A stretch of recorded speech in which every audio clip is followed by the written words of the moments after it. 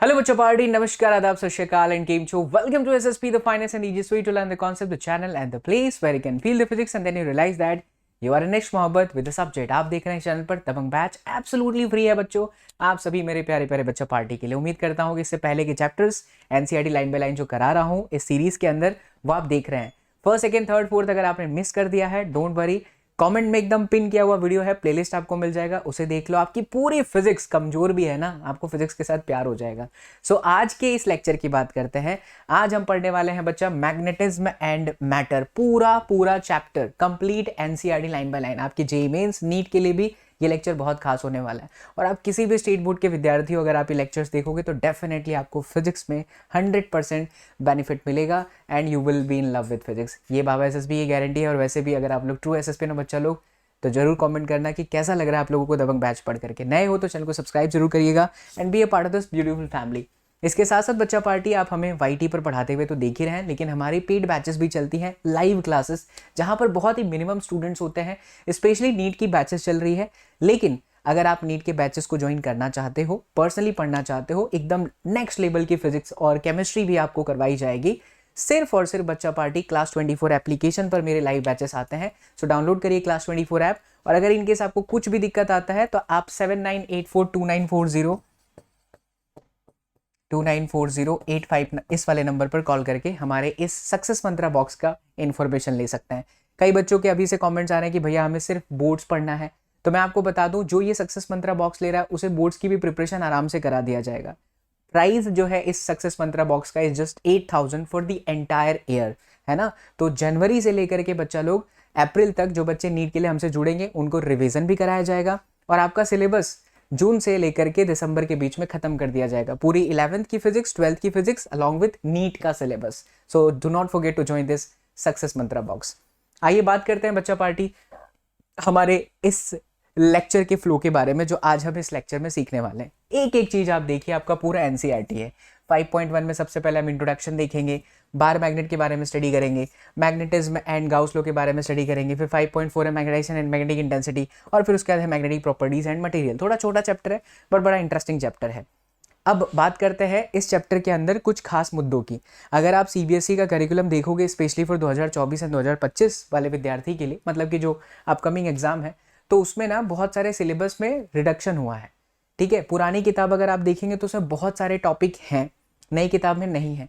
तो मैं यहाँ पर नई किताब के हिसाब से चल रहा हूँ, लेकिन आप में से कई सारे स्टेट बोर्ड के विद्यार्थी हो सकते हैं, जैसे Gujarat board, Maharashtra board, Bihar board, UP board. तो आप घबराना मत, जहाँ जहाँ पर डेरिवेशंस का सिर्फ qualitative formula according to CBSE but आपकी किताब में और आपके एग्जाम में वो आ सकता है, तो चिंता मत करिएगा। मैं आपको बताऊंगा कि आपको कौन से लेक्चर से बेनिफिट मिलेगा। तमाम लेक्चर्स आपके जो भी स्टेट बोर्ड में आते हैं वो सब इस चैनल पर मौजूद है बच्चा लोग। ठीक है, so be a part of this beautiful family. Let's start with this introduction and चलिए इंट्रोडक्शन से स्टार्ट करते हैं। तो जैसा कि आपको पता है बच्चा, हर एक चैप्टर की एक थीम होती है, एक आत्मा होती है, वैसे इस चैप्टर की भी आत्मा है। चैप्टर 4 के बारे में अगर थोड़ा सा सोचें, थोड़ा सा रिकैप लें, थोड़ा सा रिकॉल करें, so what we have studied in chapter number 4। Chapter 4 में हमने जब पढ़ाई करी थी तो हमने ये देखा था कि करंट कैरिंग वायर के आसपास मैग्नेटिक फील्ड जनरेट होती है। ये साइंटिस्ट का नाम क्या था जिन्होंने सबसे पहले ऑब्जर्व करा था? बायो सावर्ट नहीं, क्या नाम था उनका? ऑस्टर्ड। तो ऑस्टर्ड्स का इफेक्ट था ये कि किसी भी करंट कैरिंग वायर के आसपास मैग्नेटिक फील्ड जन्म लेती है। बट वहीं पर हमने एक और चीज चर्चा करी थी कि अगर हम कह रहे हैं करंट कैरिंग वायर के आसपास मैग्नेटिक फील्ड जनरेट करती है, मैग्नेटिक फील्ड जनरेट होता है, ये करंट कैरिंग वायर है तो इसके आसपास ऐसे मैग्नेटिक फील्ड जनरेट होता है। बट एक नॉर्मल मैग्नेट भी तो अपने आसपास मैग्नेटिक फील्ड जनरेट करता है, नॉर्थ साउथ। तो इस चैप्टर में बच्चा बेसिकली हम क्या सीख रहे होंगे पता है पूरे चैप्टर में? कि ये जो चीज निकल रही है, चाहे वो मैग्नेट से, चाहे वो करंट कैरिंग वायर की वजह से, और वो चीज क्या निकल रही है? Magnetic field lines. तो ये जो प्रॉपर्टी है ना मैग्नेट की, वही होता है मैग्नेटिज्म। और उसी मैग्नेटिज्म के ऊपर हमें पूरा अच्छे से डिटेल में स्टडी मारना है। पूरा एनसीईआरटी लाइन बाय लाइन आपका पूरा निचोड़ आपको कराऊंगा। So watch this session till the end. तो ये है चैप्टर की आत्मा कि हम इस पूरे चैप्टर में मैग्नेटिज्म के बारे में पढ़ने वाले हैं। अब अगर मैं आपको आपके एनसीईआरटी का टेक्स्ट बुक ओपन कराऊं तो देखिए एनसीईआरटी का जो टेक्स्ट बुक है उसमें सबसे पहले इंट्रोडक्शन में क्या बताया गया है? यहाँ सबसे पहले बताया गया, थोड़ी कहानी है कि कहाँ से ये वर्ड आया। मैग्नीशिया करके ग्रीस में एक आइसलैंड था जहाँ पर सबसे पहले इसकी प्रॉपर्टी पता चली। 600 BC, बहुत पुरानी चीज़ है ये, मतलब कि बहुत पहले ही आ चुका था मैग्नेटिज्म। फिर धीरे धीरे ऑस्टर्ड का इम्पैक्ट आया। फिर बायोसावर्ट, एम्पियर, मैक्सवेल, ऐसे करके दुनिया भर के साइंटिस्ट थे, उन्होंने एक्सपेरिमेंट करे, ब्ला ब्ला ब्ला। ये छोटी बहुत कहानी है, थोड़ी बहुत कहानी जिसे आपको रीड करने में मजा आएगा, उसको रीड कर लीजिएगा। आपका मेन स्टार्ट होता है चैप्टर इंट्रोडक्शन में, और वो यहाँ से है कि मैग्नेटिज्म की प्रॉपर्टी क्या है। In the present chapter we take a look at magnetism as a subject in own right. यानी सबसे पहले हम मैग्नेटिज्म की प्रॉपर्टी के बारे में स्टडी करेंगे। तो आइए बच्चा लोग, हम मैग्नेटिज्म की प्रॉपर्टी के बारे में समझते हैं। देखिए, सबसे पहली जो प्रॉपर्टी है, जो सबसे इंपॉर्टेंट है, वो है हमारी धरती माता। अर्थ स्वयं एक मैग्नेट की तरह व्यवहार करती है। आपको लगेगा क्या बात कर रहे हो सर, बट इट्स रियलिटी। आपको भी पता है आज दुनिया में हर जगह पर वेव्स हैं। अगर वेव्स है, इलेक्ट्रोमैग्नेटिक वेव्स है, तो इसका मतलब है कि धरती माता स्वयं का मैग्नेटिक फील्ड जनरेट करती है। हमने अंग्रेजों के बनाए हुए रूल्स को फॉलो करना तो शुरू कर दिया, लेकिन काश हम अपने अध्यात्म और अपने आचार्यों के बताए हुए उन नुस्खों को फॉलो करते तो शायद भारत में इतनी बीमारियां नहीं होती। जैसे सच बताऊं बच्चा, तो ये रियलिटी है। कई लोगों से आपने सुना होगा कि रात को सोते समय इस तरह पैर करके नहीं सोते हैं। कभी आपने सुना है अपने दादाजी से, कभी बात अगर आपने करी होगी, जो पुराने समय के लोग थे। खैर, ये 90s के किड्स जानते हैं बहुत अच्छे से। आप सब लोग 2000 के बाद पैदा हुए हो स्टूडेंट्स हो, तो मे भी आप लोगों ने सुना होगा, नहीं सुना होगा, एक बार अपने मम्मी पापा से ज़रूर पूछना, तो बताएंगे कि हाँ बेटा, इस डायरेक्शन में सोने से ऐसा होता है, ऐसा हमने सुना है। उसके पीछे का साइंटिफिक कारण होता था, क्योंकि जिस तरफ हम सिर करते हैं ना, और जिस तरफ पैर रखते हैं ना, उसके पीछे का साइंटिफिक रीज़न ये होता था कि धरती माता खुद की मैग्नेटिक फील्ड जनरेट करती है। आप जहाँ पर भी खड़े हो वहाँ अर्थ का मैग्नेट है। यस, बिल्कुल, यू हर्ड मी करेक्ट। जहाँ पर भी आप खड़े हैं, लेट्स फील इट, बिकॉज हम फिजिक्स को जो है बच्चा फील के साथ ही पढ़ेंगे। ये चैन की खास बात है। एंड ऐसा फिजिक्स आपको पढ़ाऊंगा ना, you will be in love with physics. तो ट्राई टू फील, ऐसा आपने सुना है? यस। अब इसके पीछे का कारण क्या है? उसके पीछे का सबसे बड़ा कारण है हमारी धरती माता खुद एक मैग्नेट है। अब सवाल ये आता है कि अगर धरती माता खुद एक मैग्नेट है, तो ये मैग्नेट आता कहाँ से है? कहाँ से आता है मैग्नेट? तो इसकी भी कहानी है। अगर हम अर्थ के बारे में सोचें, तो अर्थ का एक कोर होता होगा। कोर यानी भूगर्भ, है ना, मेट, जो सबसे सॉलिड वाला पार्ट का इंटरनल है, ऐसा समझिए। तो इसके अंदर होगा क्या बच्चा? आयंस होंगे। हम ये भी जानते हैं कि धरती माता अपने एक्सेस के आसपास घूमती है। बहुत अच्छा चैप्टर है। इस चैप्टर के अंदर ना एक बहुत प्यारा टॉपिक था, अर्थ मैग्नेटिज्म, बट वो ऑमिट हो चुका है इस बार के सिलेबस में। तो अगर आप स्टेट बोर्ड के विद्यार्थी, अर्थ मैग्नेटिज्म आ रहा है, तो आप खाली सर्च करिए यूट्यूब के सर्च बॉक्स में, earth magnetism by SSP sir. You will get a wonderful videos of only 20 to 30 minute. In that 20 से 30 मिनट आपको पूरा समझ में आएगा कि अर्थ मैग्नेटिज्म में और क्या क्या कहानी। बट मैं आपको क्रिस्पी मैनर में थोड़ा सा समझाने जा रहा हूँ, जहाँ पर आपको मजा आएगा। तो धरती माता है, अपने एक्सेस के आसपास घूमती है। अगर धरती माता घूम रही है बच्चा, तो ये जो आयंस हैं ऑब्वियसली वो भी घूम रहे होंगे। हम आयंस कह तो रहे हैं, लेकिन अगर फिजिक्स की लैंग्वेज में जाएं तो क्या ये आयंस ही चार्ज होते हैं? आंसर है यस, आयन एक तरह का चार्ज ही होता है। तो अगर धरती माता घूम रही है, आयन घूम रहे हैं, चार्ज घूम रहे हैं, तो चार्ज भी घूम रहे हैं। आयंस घूम रहे हैं तो चार्ज भी घूम रहा है। घूम रहा है मतलब क्या हो रहा है? मोशन हो रहा है, भले सर्कुलर मोशन, भले कोई भी motion, but there is a motion. Yes और नो? यस, अब मोशन हो रहा है। हमने पढ़ा है कि चार्ज अगर मोशन करता है चैप्टर नंबर 3 के हिसाब से, तो ये करंट प्रोड्यूस करता है। और हमने चैप्टर नंबर 4 में पढ़ा है ऑस्टेड इफेक्ट से कि अगर कहीं पर भी करंट है तो मैग्नेटिक फील्ड भी है। इसलिए धरती माता का मैग्नेटिक फील्ड है। अब क्या सचिन सर ये वैलिड रीजन है? बाबा एसएसपी क्या ये वैलिड रीजन है? एसएसपी भैया क्या ये वैलिड रीजन है? तो इसका आंसर है, ऐसे सेवरल एक्सपेरिमेंट्स हैं और ऐसे सेवरल थॉट्स हैं जहां पर वी कैन कंक्लूड कि yes, earth do have posses of this magnetic field lines, but is it a only reason? Answer is no. सिर्फ यही इकलौता रीजन है? ऐसा नहीं है, क्योंकि नेचर को समझ पाना आज इंसानों के लिए बच्चा बहुत बहुत बड़ी लेवल की बात है। अब आप ऐसे सोचेंगे कि साइंस बहुत आगे आ गया, टेक्नोलॉजी बहुत आगे आ गई, but to be very honest, इस ब्रह्मांड को जिस तरीके से भगवान ने बनाया है, ऊपर वाले ने बनाया है, ईश्वर अल्लाह जिसे भी आप मानते हैं, उन्होंने बनाया है ना, बहुत बड़ा है।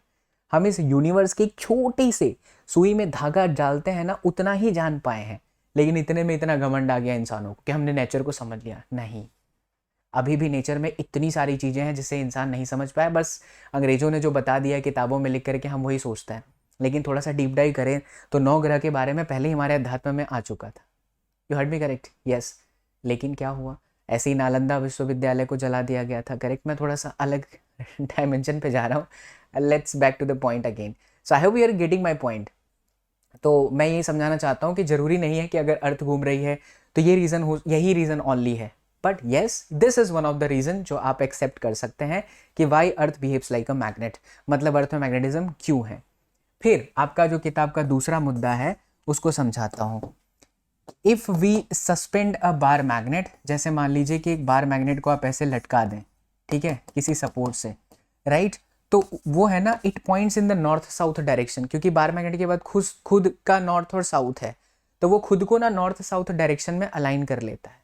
क्योंकि देखिए धरती माता का खुद का मैग्नेटिक फील्ड लाइंस है, जहां पर धरती माता का जियोग्राफिक नॉर्थ होता है ना, और जहां पर जियोग्राफिक साउथ होता है, अर्थ का मैग्नेटिज्म ठीक उससे उल्टा होता है।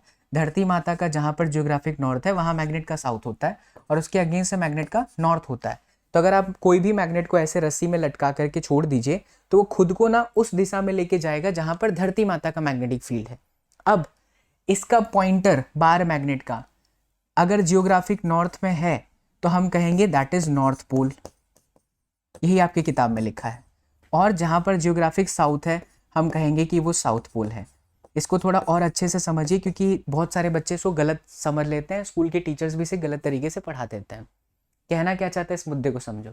जैसे ये बार मैग्नेट है, मैग्नेटिक नीडल है, मैंने इसको लटकाया, ठीक है, ये पहले ऐसे ऐसे हुआ, then it points in the north south direction, धरती माता के नॉर्थ साउथ डायरेक्शन में आ गया।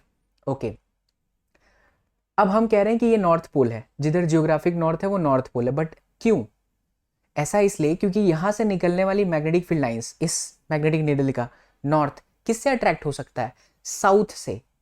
तो जहां धरती माता का जियोग्राफिक नॉर्थ है ना, वहां मैग्नेट का साउथ है, तो वो मैग्नेट का साउथ इस मैग्नेट के नॉर्थ को पकड़ता है, चिपकता है। इसीलिए हम ऐसा कहते हैं कि जहां मैग्नेट का नॉर्थ है, मैग्नेटिक नीडल का नॉर्थ है, वो जियोग्राफिक नॉर्थ है, बट रियलिटी में धरती माता का वहां पर क्या है? मैग्नेट का साउथ है। इस चीज को अच्छे से रिपीट मोड पे सुनिएगा, आई रिपीट माई सेंटेंस। हम ऐसा कंक्लूड कर लेते हैं कि अगर हमारे पास एक मैग्नेटिक कंपास है और जिधर नॉर्थ दिख रहा है वहीं पर धरती माता का नॉर्थ है, दैट इज ट्रू, वहीं पर धरती माता का नॉर्थ है, बट क्या वहां मैग्नेट जो धरती माता का खुद का मैग्नेटिज्म है वो है क्या नॉर्थ? नहीं, वहां मैग्नेट का साउथ है बच्चा, उल्टा है। It's a characteristic, it's a property which came from lot of experiments. तो धरती माता का जो मैग्नेटिज्म है वो कुछ इस तरह से होता है, जहां जियोग्राफिक नॉर्थ है वहां मैग्नेट का साउथ है, इसलिए मैग्नेटिक नीडल ऐसे शो करता है। ठीक है, फिर तो बहुत डीप वाली बात हो जाती है, मैग्नेटिक डेक्लिनेशन एंड ऑल, उस पर हम नहीं जाते हैं क्योंकि वो आपके सिलेबस में नहीं है। बट जो बच्चों का स्टेट बोर्ड है पढ़ना है तो आप मेरे पुराने लेक्चर्स को देखिएगा, लास्ट ईयर के चाणक्य नीति में भी देखोगे तो भी हो जाएगा, आप सिर्फ सर्च कर लेना। ठीक है, earth magnetism by Sachin sir, you will get the video. दूसरा मुद्दा हो गया। चलिए अब देखिए आपकी किताब में तीसरे मुद्दे पर चलते हैं जो कि आपके टेक्स्ट बुक में है। तीसरा मुद्दा क्या है, आइए देख लेते हैं एक बार। तीसरा मुद्दा यहाँ पर ये कहता है there is a repulsive force. बहुत ही सिंपल, जैसे मैग्नेट का नॉर्थ है तो आप बहुत अच्छे से जानते हो, देयर इज दुश्मनी between north pole and north pole. अब आप एक बार डिफाइन कर चुके हो नॉर्थ नॉर्थ किसे कहते हैं, तो इनके बीच में रिपल्सिव फोर्स लगता है। तो ये जो मैं लिख रहा हूँ बच्चा एकदम बढ़िया वाला नोट, ये आपको मिलेगा टेलीग्राम से, है ना, एग्जाम में बहुत काम आएंगे, तो टेलीग्राम ज्वाइन कर लीजिए, लिंक डिस्क्रिप्शन बॉक्स में। And there is attractive force between north and south. तो इनके बीच में कैसा फोर्स लगता है? अट्रैक्टिव फोर्स लगता है। ठीक है, चलिए नंबर 4 पॉइंट क्या कहता है? We can not isolate. Number 4 का मतलब ये हुआ कि आप कभी भी किसी भी मैग्नेट को, मैग्नेटिक पोल्स को आइसोलेट नहीं कर सकते, तोड़ नहीं कर सकते, तोड़ नहीं सकते नहीं, क्या मैंने बोला, टंग स्लिप हुआ, माफी चाहेंगे, I love. So we can not separate the monopoles. मतलब मोनो मतलब सिंगल पोल का कोई एग्जिस्टेंस नहीं है। आप ऐसा नहीं कह सकते कि नॉर्थ अलग हो गया साउथ अलग हो गया, ये मैग्नेट की प्रॉपर्टी जिसे हम चेंज नहीं कर सकते। अगर मैग्नेट टूटेगा ना तो इस तरीके से वापस उसके पोल्स अपने आप जनरेट हो जाएंगे। तो जहां पर आपका नॉर्थ था उसके साथ साउथ घुस जाएगा, जहां पर आपका साउथ था उसके साथ क्या घुस जाएगा? नॉर्थ घुस जाएगा। एंड जो पांचवा है आयरन और उसके जो एलॉयज होते हैं बच्चा, उससे हम मैग्नेट को बना सकते हैं। कई बार आपने बचपन में ऐसा गेम खेला होगा कि पिन को लीजिए या फिर छोटा सा जो मम्मी जिसमें से कपड़े सिलती है वो छोटी वाली सुई, उसको मैग्नेट पे घिस दीजिए, एल पिन जो होता है उसको घिस दीजिए और फिर उसको किसी लोहे के साथ चिपकाइए, वो चिपक जाता है। तो आयरन और उसके जो एलॉयज होते हैं ना, उसी से मैग्नेट बनता है। तो ये मैग्नेटिज्म की कुछ खास प्रॉपर्टी है जो कि इंट्रोडक्शन में दी है, पहले कहानी है, उसके बाद में ये 5 प्रॉपर्टी, इन्हें अच्छे से आप नोट डाउन कर लीजिए और लिख भी लीजिए। और ये जो मैं लिखा हूँ ये आपको टेलीग्राम में भी मिल जाएगा जैसे ही लेक्चर ओवर होगा, तो आपके नोट्स भी साथ साथ में बनते चले जाएंगे। ठीक है बच्चा, चलो अब आगे बढ़ते हैं। अब बात करते हैं बार मैग्नेट की। यहाँ पर आपके टेक्स्ट बुक में जब आप जाएंगे एनसीईआरटी के, तो उसमें बड़ी प्यारी सी लाइन लिखी हुई है, बालक अल्बर्ट आइंस्टाइन साहब जो थे, हमारे अल्बर्ट आइंस्टाइन साहब, उनको बचपन में उनके किसी रिश्तेदार ने एक चुंबक दे दिया था, मैग्नेट दे दिया था, और वो बड़े फैसिनेट हो गए और मल्टीपल टाइम्स उससे खेलते रहे, एंडलेसली खेलते रहे कि यार ये ससुरा ऐसे करता कैसे है कि चुंबकवा के पास में कोनो भी लोहा रख दिया जाता है तो खुपच करके अट्रैक्ट कर ले रहा है। बाबूजी इसके पीछे का कारण क्या है? तो साइंटिस्ट बनने के पीछे का लॉजिक यही होता है, सबसे बड़ा आंसर उनके, सबसे बड़ा क्वेश्चन उनके दिमाग में चलता है क्यों। किसी भी चीज़ के पीछे जब आप हमेशा क्यों सोचने लगो ना, समझ जाओ कि you are a true science student. तो अल्बर्ट आइंस्टाइन साहब भी ऐसे खेलते रहे खेलते रहे खेलते रहे, बाद में बहुत महान साइंटिस्ट बने, कहानी दी गई है। और आपने भी एक एक्सपेरिमेंट देखा होगा, बच्चा 10वीं कक्षा में रहे हो तो मे भी आपने किया होगा, नहीं किया हो तो चैनल पे मैं करके बताने वाला हूँ कुछ दिन में। तो जो मैग्नेट का ओर होता है ना, आयरन का जो ओर होता है जिसको हम कहते हैं धातु हिंदी में, तो मैग्नेटिक ओर्स ले लीजिए, ईजिली अवेलेबल है, किसी भी वेबसाइट पर आप जाएंगे, कोई भी ऑनलाइन जो शॉपिंग वाली होती है वहाँ पर लिखिए मैग्नेटिक नीडल या फिर मैग्नेट, एंड देन आयरन की फाइलिंग। वो क्या होता है पता है? आयरन का बुरादा होता है, लोहे का बुरादा, कागज पे रख दीजिए, उसके नीचे मैग्नेट रखिए, तो you will see the amazing amazing amazing diagram. मतलब वो बुरादे आप देखोगे कुछ इस शेप में होंगे,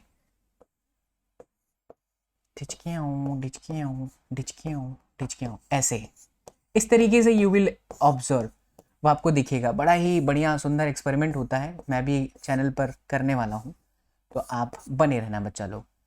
तो ये चीज़ क्या बता रही है? ये मैग्नेटिक फील्ड लाइंस की डायरेक्शन बता रही है। तो इसमें भी प्रॉपर्टी है बार मैग्नेट का। सबसे पहली प्रॉपर्टी यही है कि नॉर्थ से निकलता है और साउथ में जाता है, आउटसाइड। एकदम शॉर्ट करके बता रहा हूँ बच्चा, इसे ऐसे याद रखोगे तो कभी भूलोगे नहीं।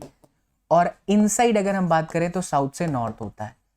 ये चीज़ क्या चीज़ बता रही है कि मैग्नेटिक फील्ड लाइंस का जो डायरेक्शन होता है वो नॉर्थ से निकलता है और साउथ में जाता है। आउटसाइड नॉर्थ से साउथ में जा रहा है, लेकिन इनसाइड साउथ से नॉर्थ में जा रहा है। सो दूसरा मुद्दा हमारा यहाँ बहुत ही क्लियर हो गया कि it forms a close loop. It forms a close loop. ये क्या बनाता है? क्लोज लूप बनाता है। अनलाइक डाइपोल, डाइपोल के जैसा ही नहीं, सॉरी गलत बोला मैंने, अनलाइक डाइपोल्स मतलब डाइपोल के जैसा ही। डाइपोल में क्या था, मतलब इलेक्ट्रिक फील्ड लाइंस में क्या था? Electric field lines was not showing a close loop, वो चलता ही रहता था। मतलब अगर पॉजिटिव चार्जेस तो उससे इलेक्ट्रिक फील्ड लाइंस निकलती रहती थी। आपने पढ़ा है चैप्टर 1 में, नहीं पढ़ा है तो देखिएगा वीडियो, बताया मैंने बहुत अच्छे से कि पॉजिटिव चार्ज है तो इलेक्ट्रिक फील्ड लाइंस निकलती है, नेगेटिव चार्ज है तो इलेक्ट्रिक फील्ड लाइंस अंदर आती है। उसी तरह से नहीं, उसके थोड़ा अपोजिट हो गया। वो क्लोज लूप नहीं बनाते, लेकिन ये क्लोज लूप बनाते हैं। It forms a close loop. तीसरा बहुत इंपॉर्टेंट मुद्दा, किसी भी मैग्नेटिक फील्ड लाइंस के ऊपर अगर हम टेंजेंट खींचेंगे, टेंजेंट ये बिल्कुल पहले जैसा ही है, तो ये जो टेंजेंट होता है बच्चा, उस पर्टिकुलर पॉइंट पर आपको मैग्नेटिक फील्ड का डायरेक्शन देता है। MF direction, magnetic field direction. इसे आप कैसे लिखेंगे? टेक्स्ट बुक में लिखा हुआ है, वही पॉइंट्स को आप लिख सकते हैं, सिंपल मेरी लैंग्वेज में भी लिख सकते हैं। So by drawing a tangent on magnetic field lines, we can get the direction of magnetic field at that particular point. हम उस पर्टिकुलर पॉइंट पर मैग्नेटिक फील्ड का डायरेक्शन जनरेट कर सकते हैं। ये तीसरा मुद्दा है। चौथा जो मुद्दा है बच्चा, वो वही बड़ा इंटरेस्टिंग है, ध्यान से देखिए।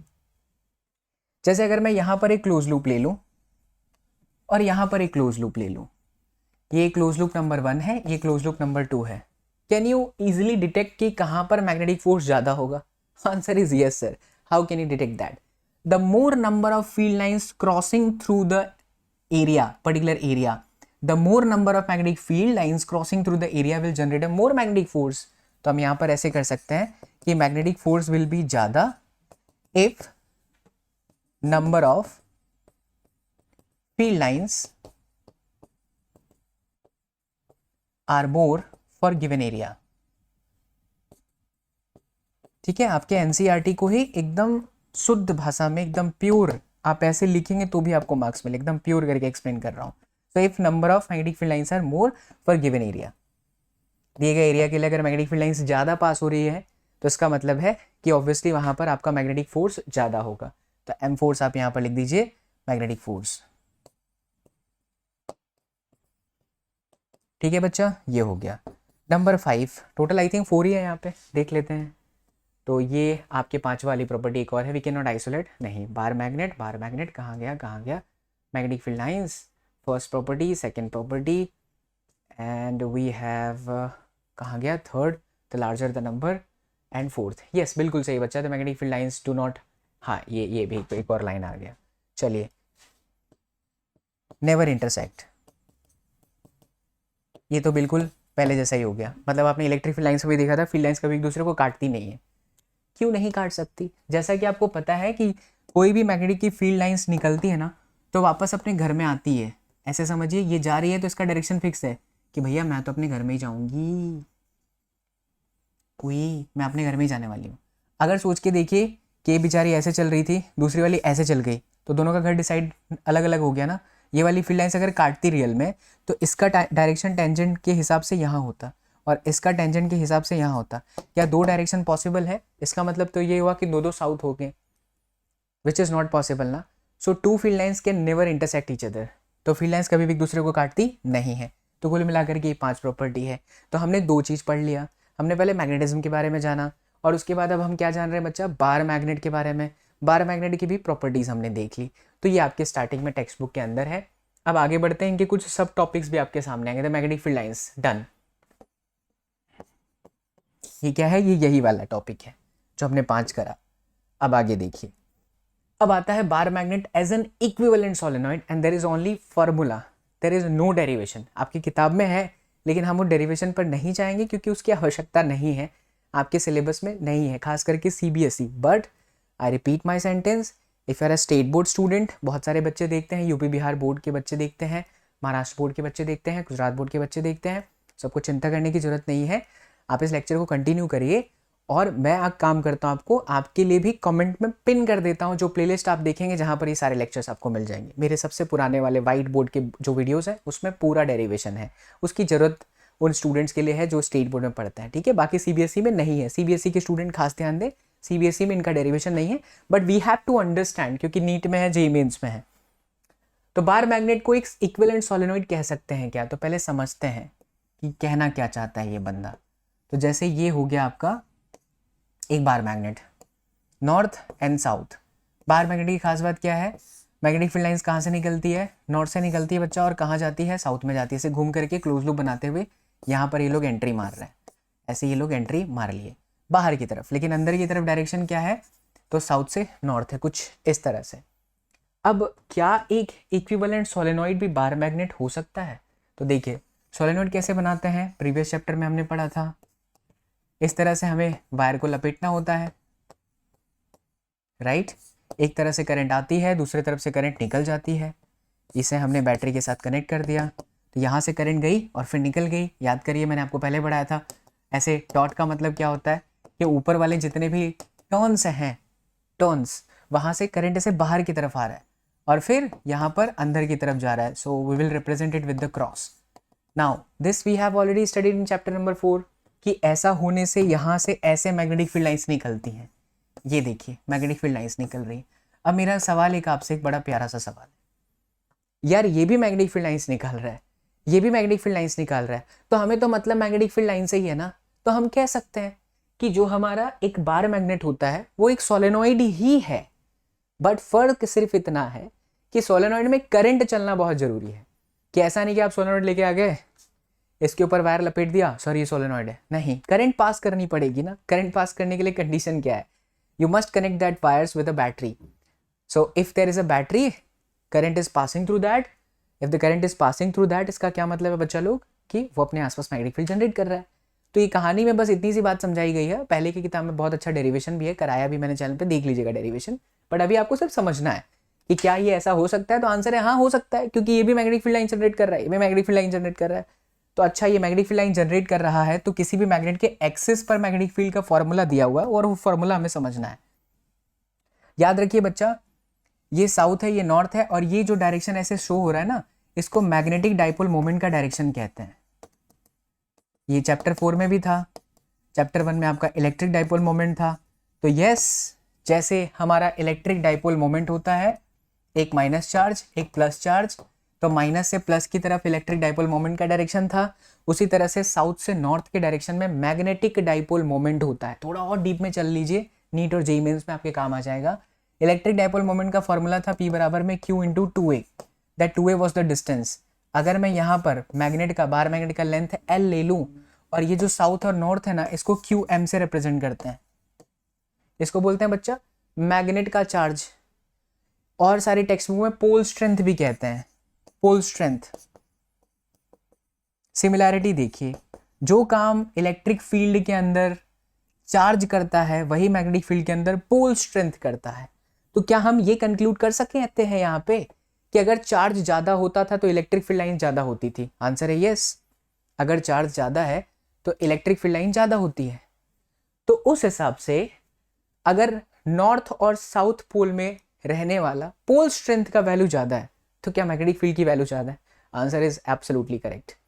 तो pole strength is equivalent to charge, bar magnet is equivalent to solenoid. Comparison करिएगा तो हमेशा आपको फिजिक्स पढ़ने में मजा आएगा। चलो ये बात समझ पड़ गई। अब इसका भी फॉर्मूला देख लेते हैं मैग्नेटिक डाइपोल मोमेंट का। तो magnetic dipole moment of a bar magnet is going to be QM and length आपका हो गया कितना? L। खत्म। या एक आपने फॉर्मूला पढ़ा था, क्योंकि सोलेनोइड है तो सोलेनोइड का मैग्नेटिक मोमेंट, ये सोलेनोइड ही है ना, तो सोलेनोइड का मैग्नेटिक मोमेंट था NIA। याद आया चैप्टर 4 के अंदर? Capital N number of turns, current area, pole strength and then ये आपका L हो गया। तो ये आ सकता है बच्चा, देखो CBSE ना एप्लीकेशन बेस्ड क्वेश्चन पूछती है, वो हाँ ओनली फॉर्मूला लिखा है, क्वालिटेटिव फॉर्मूला, आप कैरिकुलम उठा के देखेंगे तो ये बिल्कुल आ सकते हैं ऐसी चीज़ें। तो यू हैव टू अंडरस्टैंड कि हमें ऐसी चीज़ें समझ पड़नी चाहिए। तो अगर मैं QM को सब्जेक्ट बनाऊँ तो ये आपका हुआ NIA अपॉन में स्मॉल l। तो ये फॉर्मूला किसका है? पोल स्ट्रेंथ का है। अब पोल स्ट्रेंथ की यूनिट क्या हो जाएगी बाबू लोग? तो इसकी यूनिट हो जाएगी, देखिए ध्यान से, एम्पियर। एन का तो कुछ नहीं होगा, ampere metre square upon metre. तो ampere into metre would be the unit of pole strength. But only magnetic dipole moment का क्या होगा? एम्पियर मीटर का स्क्वायर।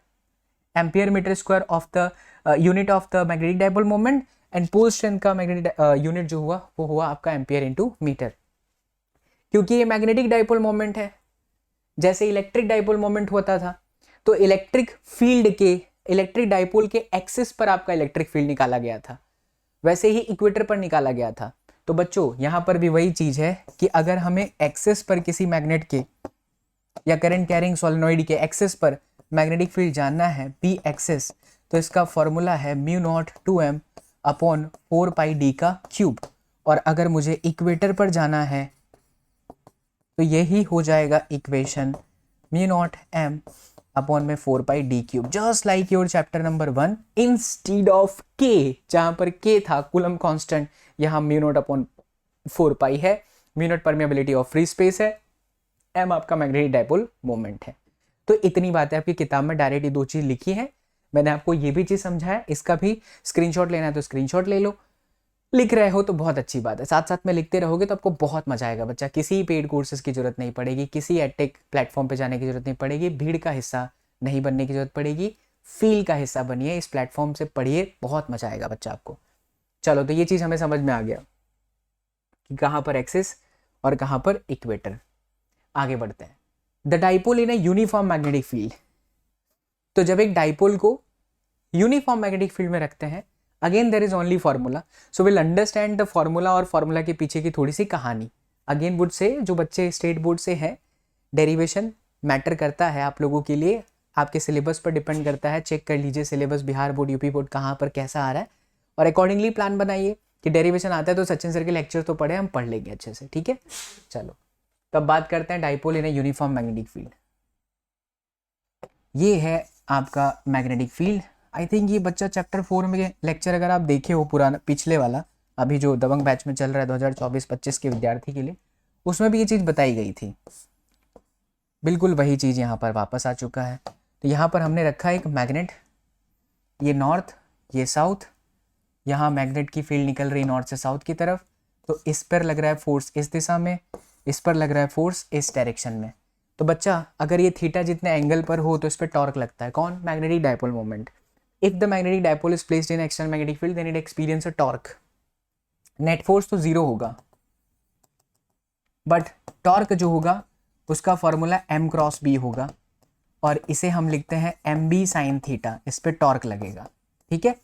टॉर्क के साथ साथ अगर मैं इसे एक एंगल थीटा 1 से किसी दूसरे एंगल थीटा 2 पे ले जाऊं तो वर्क डन भी करना पड़ता है, जो इस तरीके से निकल जाता है।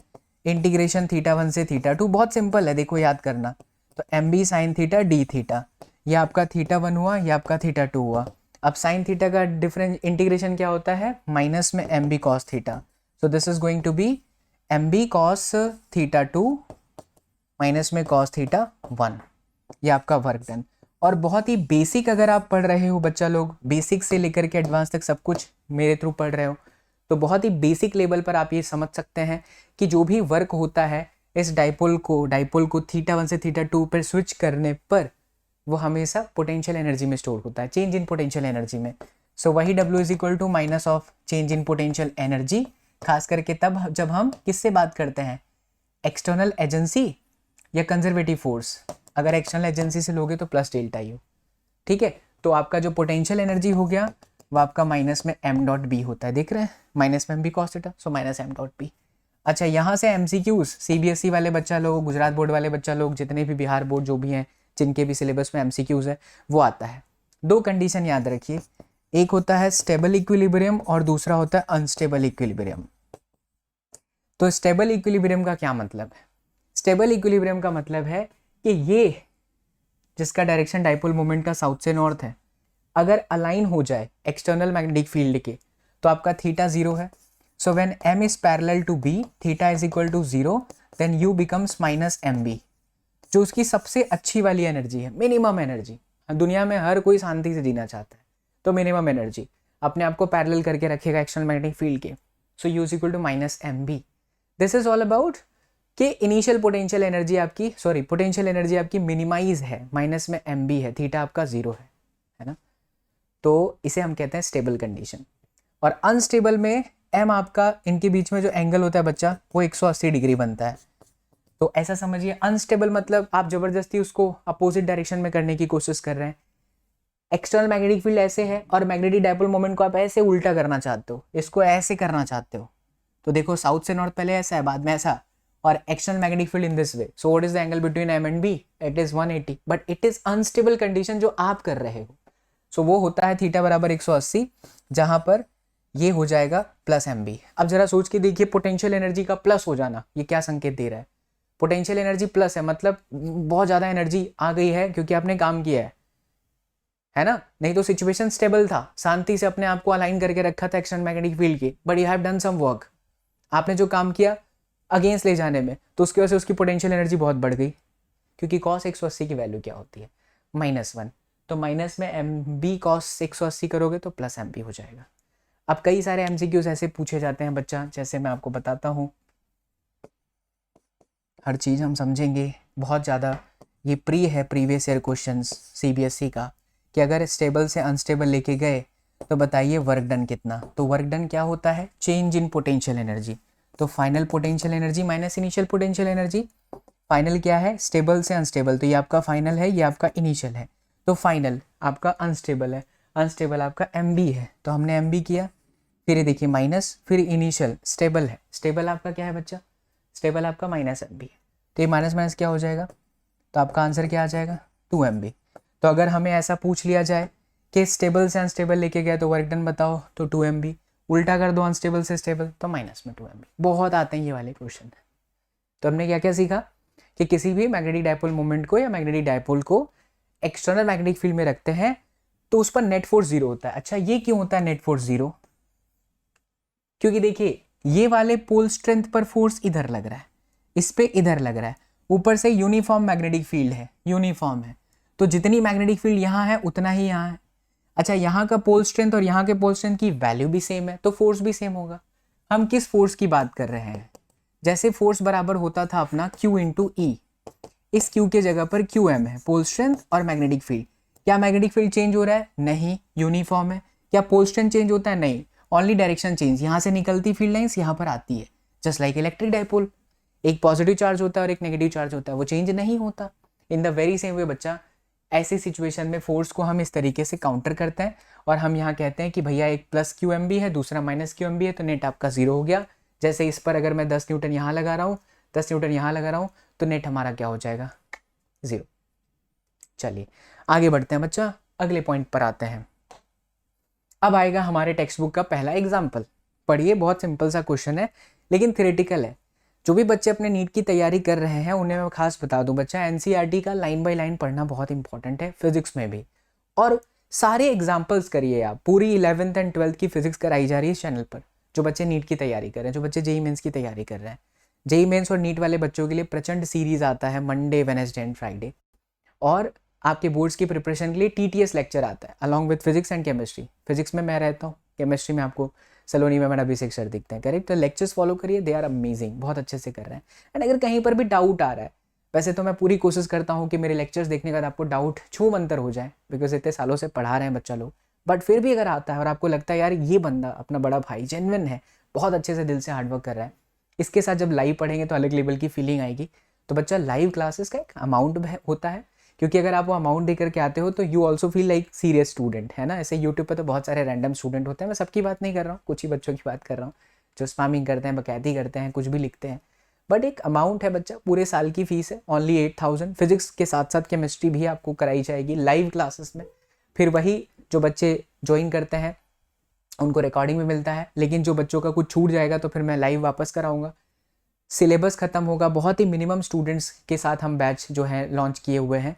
एंड ये जो है शुरू हो गया है 1 जून से, है ना। तो देर मत करिए, क्लास 24 एप्लीकेशन डाउनलोड करके ओनली 8,000 फीस है बच्चा, ज्वाइन करो एंड अपना सिलेक्शन पक्का करो, स्पेशली नीट वाले स्टूडेंट्स खास करके। चलिए सवाल पढ़ते हैं। What happens if a bar magnet is cut into 2 pieces transverse to its length and along its length? Very easy. अगर मैं किसी मैग्नेट को तोड़ दूं, काटूं, देखिए ये मैग्नेट है, इसको मैंने ऐसे काटा, इसकी लंबाई क्या हो जाएगी, आधी हो जाएगी। इसके मैग्नेटिक डाइपोल मोमेंट में फर्क क्या पड़ेगा, तो इसका जो मैग्नेटिक डाइपोल मोमेंट होता है वो होता है pole strength into length. Length आधा हुआ, पोल स्ट्रेंथ वही है, तो मैग्नेटिक मोमेंट तो आधा हो जाएगा। लेकिन लेकिन लेकिन लेकिन लेकिन पूछा गया है what happens if a bar magnet is cut into 2 pieces. काटने पर 2 अलग मैग्नेट हमें मिलेंगे, नॉर्थ साउथ हमें वापस मिल जाएगा। तो हमने पढ़ लिया प्रॉपर्टी में, ये साउथ है ये नॉर्थ है, तो हमें नॉर्थ साउथ तो मिलेगा ही मिलेगा, बट नई मैग्नेटिक डाइपोल मोमेंट आधी हो जाएगी बिकॉज ऑफ दिस सिचुएशन। ठीक है, तो ये आपका हो गया पहला। इसी में दूसरा बोलता है along its length. Along its length का मतलब हुआ बच्चा लोग, दूसरे पर चल रहे हैं, ये लीजिए। अलॉन्ग इस लेंथ का मतलब है ऐसे, जब आप ऐसे काटोगे तो पोल स्ट्रेंथ कुछ घट जाएगी, तो जो नया मैग्नेटिक मोमेंट है पोल स्ट्रेंथ घटेगी, बट लेंथ आपका अभी भी इतना है अगर ऐसे काटते हो तो। लेकिन अभी भी मैग्नेटिक डाइपोल मोमेंट आपका ये हुआ, और नॉर्थ साउथ तो रहेगा ही रहेगा, वो चेंज होने वाला नहीं है। तो आप पहले का आंसर क्या पाएंगे कि यस नॉर्थ साउथ हमें मिलेगा, लेकिन मैग्नेटिक डाइपोल मोमेंट दोनों ही सिचुएशन में आधी हो जाएगी। दूसरा थ्योरेटिकल क्वेश्चन कहाँ गया भैया, बी वाला। A magnetised needle in a uniform magnetic field experience a torque but no net force। ये तो बहुत ही सिंपल अभी हमने देखा, एक मैग्नेटाइज्ड नीडल है, अगर हम यूनिफॉर्म मैग्नेटिक फील्ड में रखते हैं तो एक्सपीरियंस है टॉर्क, मतलब वो घूमती है। टॉर्क क्यों लग रहा है, क्योंकि उसका नॉर्थ और उसका साउथ, ये देखिए डायग्राम अभी तो हमने किया बच्चा लोग, क्योंकि उसका नॉर्थ और उसका साउथ दोनों पे फोर्स लीनियर नहीं है, अलग अलग लाइन पे है, तो इसको ऐसे घुमा देंगे, टॉर्क लग जाएगा। बट नेट फोर्स क्या होता है, जीरो, क्योंकि मैग्नेटिक फील्ड आपकी सेम है और पोल स्ट्रेंथ भी क्या है, सेम है। तो इसका आंसर तो हमें पता चल गया। फिर इसमें क्या लिखता है, an iron nail near a bar magnet however experience a force of attraction in addition to a torque. वही जैसे एक बार मैग्नेट है generating a magnetic field lines around it, यहां पर मैंने एक किल्ली रख दी, किल्ली जो ठोकते हैं, आयरन नेल जो भी बोलना चाहो बोल सकते हो। तो देखो यार इस पर ना मैग्नेटिक फील्ड लाइंस अब ऐसे कर्व में जा रही है, यूनिफॉर्म नहीं है। तो अगर यूनिफॉर्म नहीं है तो फोर्स तो लगेगा, वो अट्रैक्ट तो हो ही जाएगा, उसके साथ साथ ये घूम भी सकता है। आपने ऑब्जर्व करा होगा, अगर एक मैग्नेट के पास में एक कील को रखो, थोड़ा मैग्नेट को ऊपर नीचे करना पड़ेगा, एक्सपेरिमेंट है, तो वो एक आध बार ऐसे टर्न लेके आती है। तो ये यही पूछ रहा है कि टर्न क्यों हुआ, फोर्स क्यों लगा, दोनों क्यों हुआ। तो फोर्स इसलिए लगा क्योंकि मैग्नेटिक फील्ड लाइंस क्या है यहाँ पर, यूनिफॉर्म नहीं है। As per the formula of that F is equal to q m into B, B अलग है इसलिए फोर्स लगेगा, नेट जीरो नहीं होगा। और घूम क्यों गया भैया, ऑब्वियसली उसके नॉर्थ और साउथ पे फोर्स तो लगी रहा है, इसलिए टर्न भी ले लेता है। चलिए अब बात करते हैं तीसरा का, must every magnetic configuration have north pole and a south pole, what about the field due to a toroid. क्या कह रहा है कि जहां पर भी मैग्नेटिक फील्ड का कन्फिगरेशन होता है वहां नॉर्थ और साउथ होता है, तो इसका आंसर है नो, नहीं। क्यों, क्योंकि जैसे अगर मैं कह दूं कि ये एक मटेरियल है, इसके ऊपर आप वायर को लपेटिए, बैटरी लगा दीजिए, करंट पास हो रहा है, तो मैग्नेटिक फील्ड आ तो रही है, बट यहाँ नॉर्थ साउथ थोड़ी ना है, it is not a normal magnet. Magnet जब होता है तभी नॉर्थ साउथ होता है, अदरवाइज करंट कैरिंग वायर भी मैग्नेटिक फील्ड लाइन जनरेट कर लेता है। इसलिए इसका आंसर हम क्या लिखेंगे कि नहीं, it is not possible, it is not important, it is not always right कि if there is a magnetic configuration, that means there must be a north pole as well as south pole, because normal current carrying wire can also produces the same magnetic field lines which we can get through the normal magnet.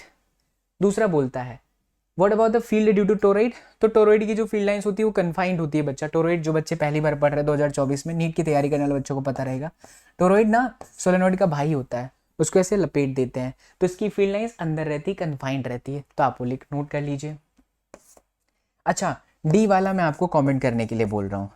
बहुत प्यारा सवाल है, बहुत ही logical है, बहुत अच्छा सवाल है. इसका आंसर आप लोग कमेंट करके बताओ. मेरे लेक्चर्स में पहले भी मैंने एक्सप्लेन किया हुआ है, जो 2022 में पढ़ रहे थे बच्चे. पूरा एनसीईआरटी का सॉल्यूशन है. उल्टा जो आपके एडिशनल एक्सरसाइज हुआ करते थे और भी बहुत सारे टॉपिक होते थे, उनके भी लेक्चर्स पढ़े हुए हैं, तो उसमें भी इसका आंसर दिया है. बट राज की बात राज रखते हैं, आप मत जाओ वहाँ पे. मैंने बच्चों को कमेंट करने को बोला था, मज़ा आएगा बच्चा, कुछ क्वेश्चन के आंसर आप कमेंट करिए. तो ये वाला ना बहुत अच्छा खेल है, इट्स जस्ट अ गेम जहाँ पर पता करना है कि अगर मैं 2 पीस में आपको दे दूँ और दोनों अट्रैक्ट कर रहे हैं, रिपेल कर रहे हैं, तो बताना है कि कौन मैग्नेट है कौन नहीं है. कैसे आप पता लगाएंगे, इसका आंसर कमेंट करके बताइए. चलो डी के बाद बात करते हैं. हो गया ये पहला एग्जाम्पल, खेल था ये तो बच्चा. हाँ, अब आते हैं 5.2.4 जहाँ पर है द इलेक्ट्रोस्टैटिक एनालॉग. यहाँ पर इतनी कुछ खास बात नहीं है, ये बस इतना ही कह रहा है कि अगर हम मैग्नेटिक फील्ड इलेक्ट्रिक फील्ड के अंदर जो पढ़े और मैग्नेटिक फील्ड के अंदर जो पढ़े उसको हम कंपेयर कर सकते हैं क्या. तो यस, जहाँ जहाँ पे फॉर्मूले में की था वो यहाँ पर आपका μ0/4π के जैसा दिख रहा है. जहाँ जहाँ इलेक्ट्रिक फील्ड था यहाँ मैग्नेटिक फील्ड है, जहाँ जहाँ पर चार्ज है यहाँ पर पोल स्ट्रेंथ है, जहाँ जहाँ पर इलेक्ट्रिक डाइपोल मोमेंट था यहाँ मैग्नेटिक डाइपोल मोमेंट है. तो वही है इस नॉर्मल कंपैरिजन. तो एनालॉग का मतलब कंपैरिजन करके आप फील्ड निकाल सकते हैं. जैसे यहाँ पर था फॉर्मूला Kp/y³, तो यहाँ है बच्चों μ0m/4πd³. फिर यहाँ है आपका 2Kp/r³. This is for axis, electric field dipole के एक्सिस पर. तो यहाँ पर आ गया, आपने अभी भी थोड़ी देर पहले ही देखा था μ0/4π/d³. तो आपके टेक्स्ट बुक में बस एनालॉग में यही चीज़ें लिखी हैं. एक बार आपको दिखा भी देता हूँ ताकि आपको अच्छा लगे और फील भी आए. कहाँ गया जी, ये रहा, ये देखिए इस पेज पर है. 5.1 वाला टेबल देखो. डाइपोल मोमेंट P, यहाँ M, फिर field on a short dipole minus के साथ था तो माइनस में लिखा, उस सिर्फ डायरेक्शन है. एक्सियल फील्ड पर ये इक्वेशन है μ2m/4πr³. फिर टॉर्क लग रहा है P×E M×B. फिर आपका एक्सटर्नल फील्ड में एनर्जी था -P.E, P की जगह पर M हो जाएगा और E की जगह पर P हो जाएगा. आइए चलिए 5.2 करते हैं. ये अगेन थ्योरेटिकल है, बहुत ही अच्छा है, थोड़ा मज़ा भी आएगा आपको. लॉजिकल थ्योरेटिकल ऐसे ही सवाल हमारे लिए बनते जा रहे हैं. यहाँ पर आपको डायग्राम भी दिख रहा होगा, इसको थोड़ा हम येलो से और अच्छे से कर देते हैं. तो ये एक किस तरीके से ना सर्कुलर जोन बनाया गया है.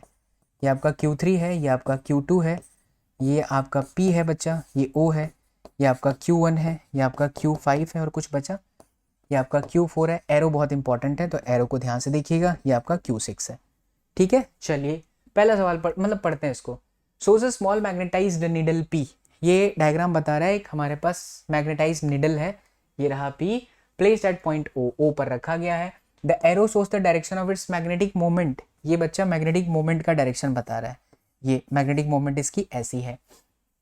The other arrow shows the different positions and orientation of magnetic moment of another identical magnetized needle Q. तो हमारे पास दो सिचुएशन है.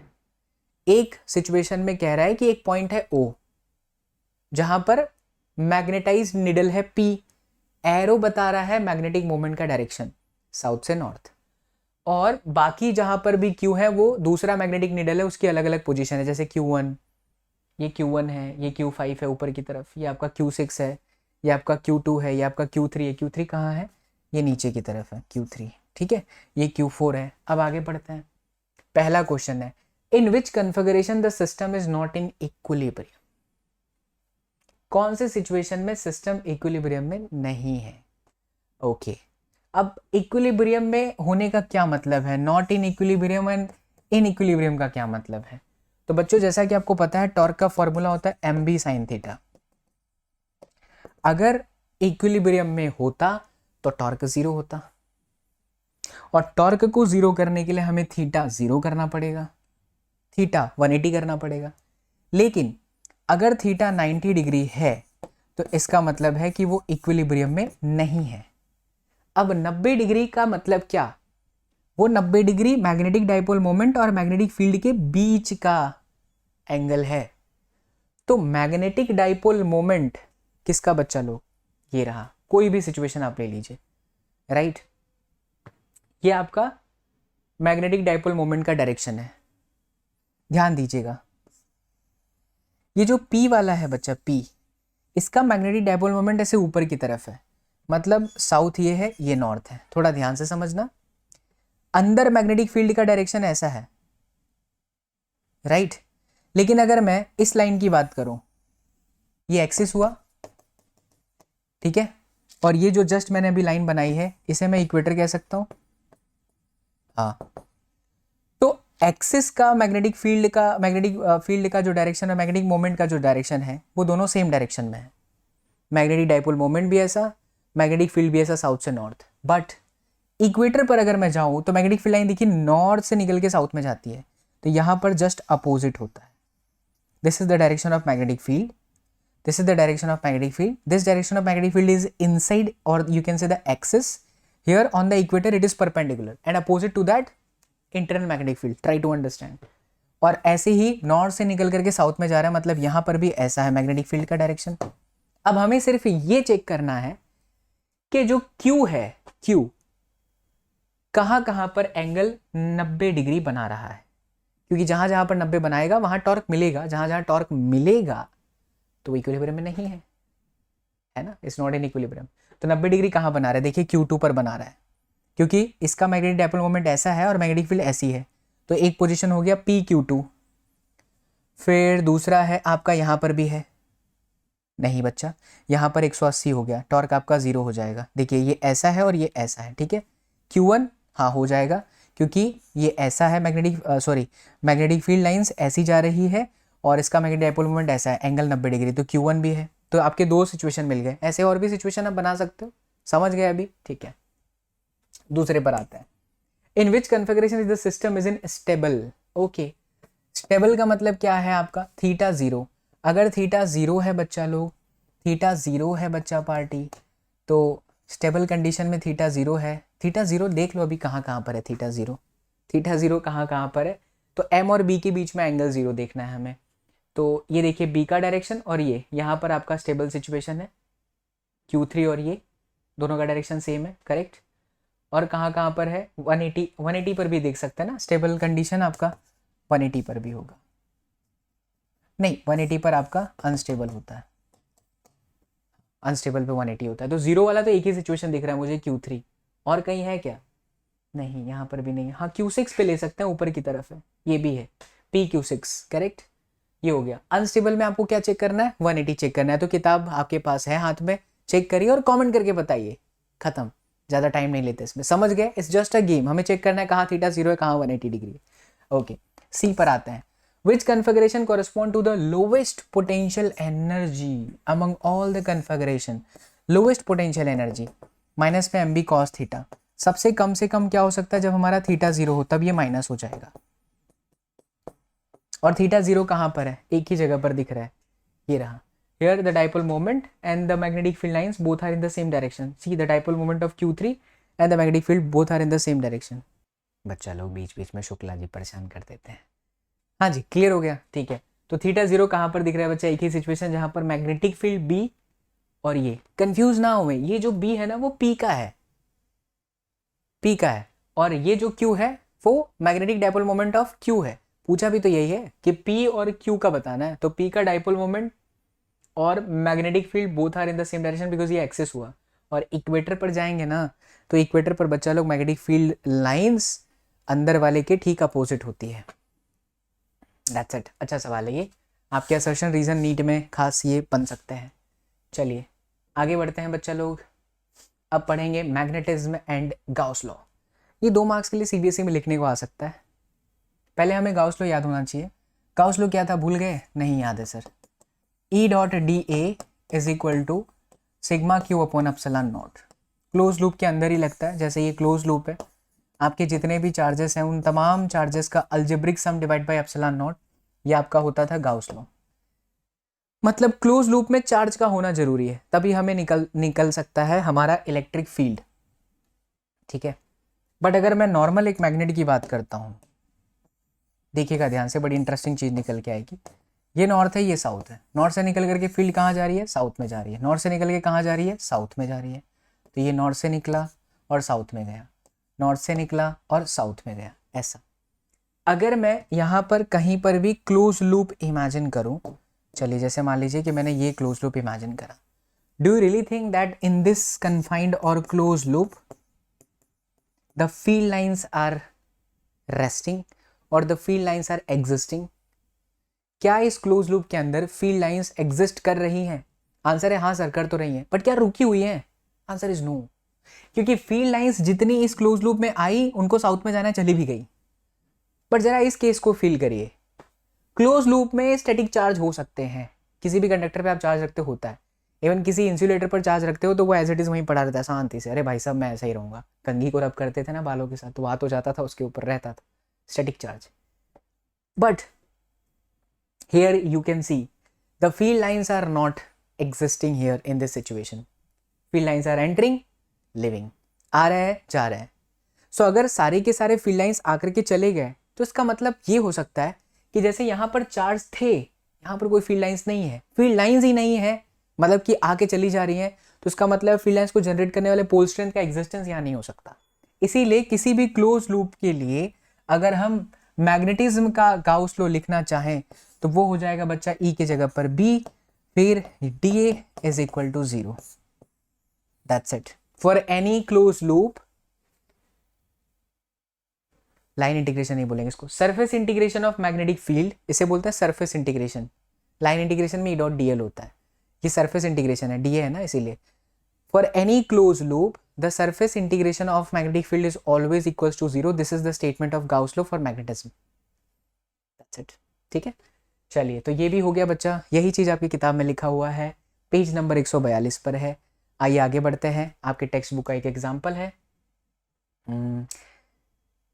नॉर्मल गेम है यार, पहचानना है कि कहाँ कहाँ पर मैग्नेटिक फील्ड लाइंस कौन कौन सी सही है। क्या बोल रहा है, many of the diagrams given in 5.7 shows magnetic field lines, thick lines in the figure wrongly, point out what is wrong with them, some of them many describe electrostatic field lines correctly, point out which ones।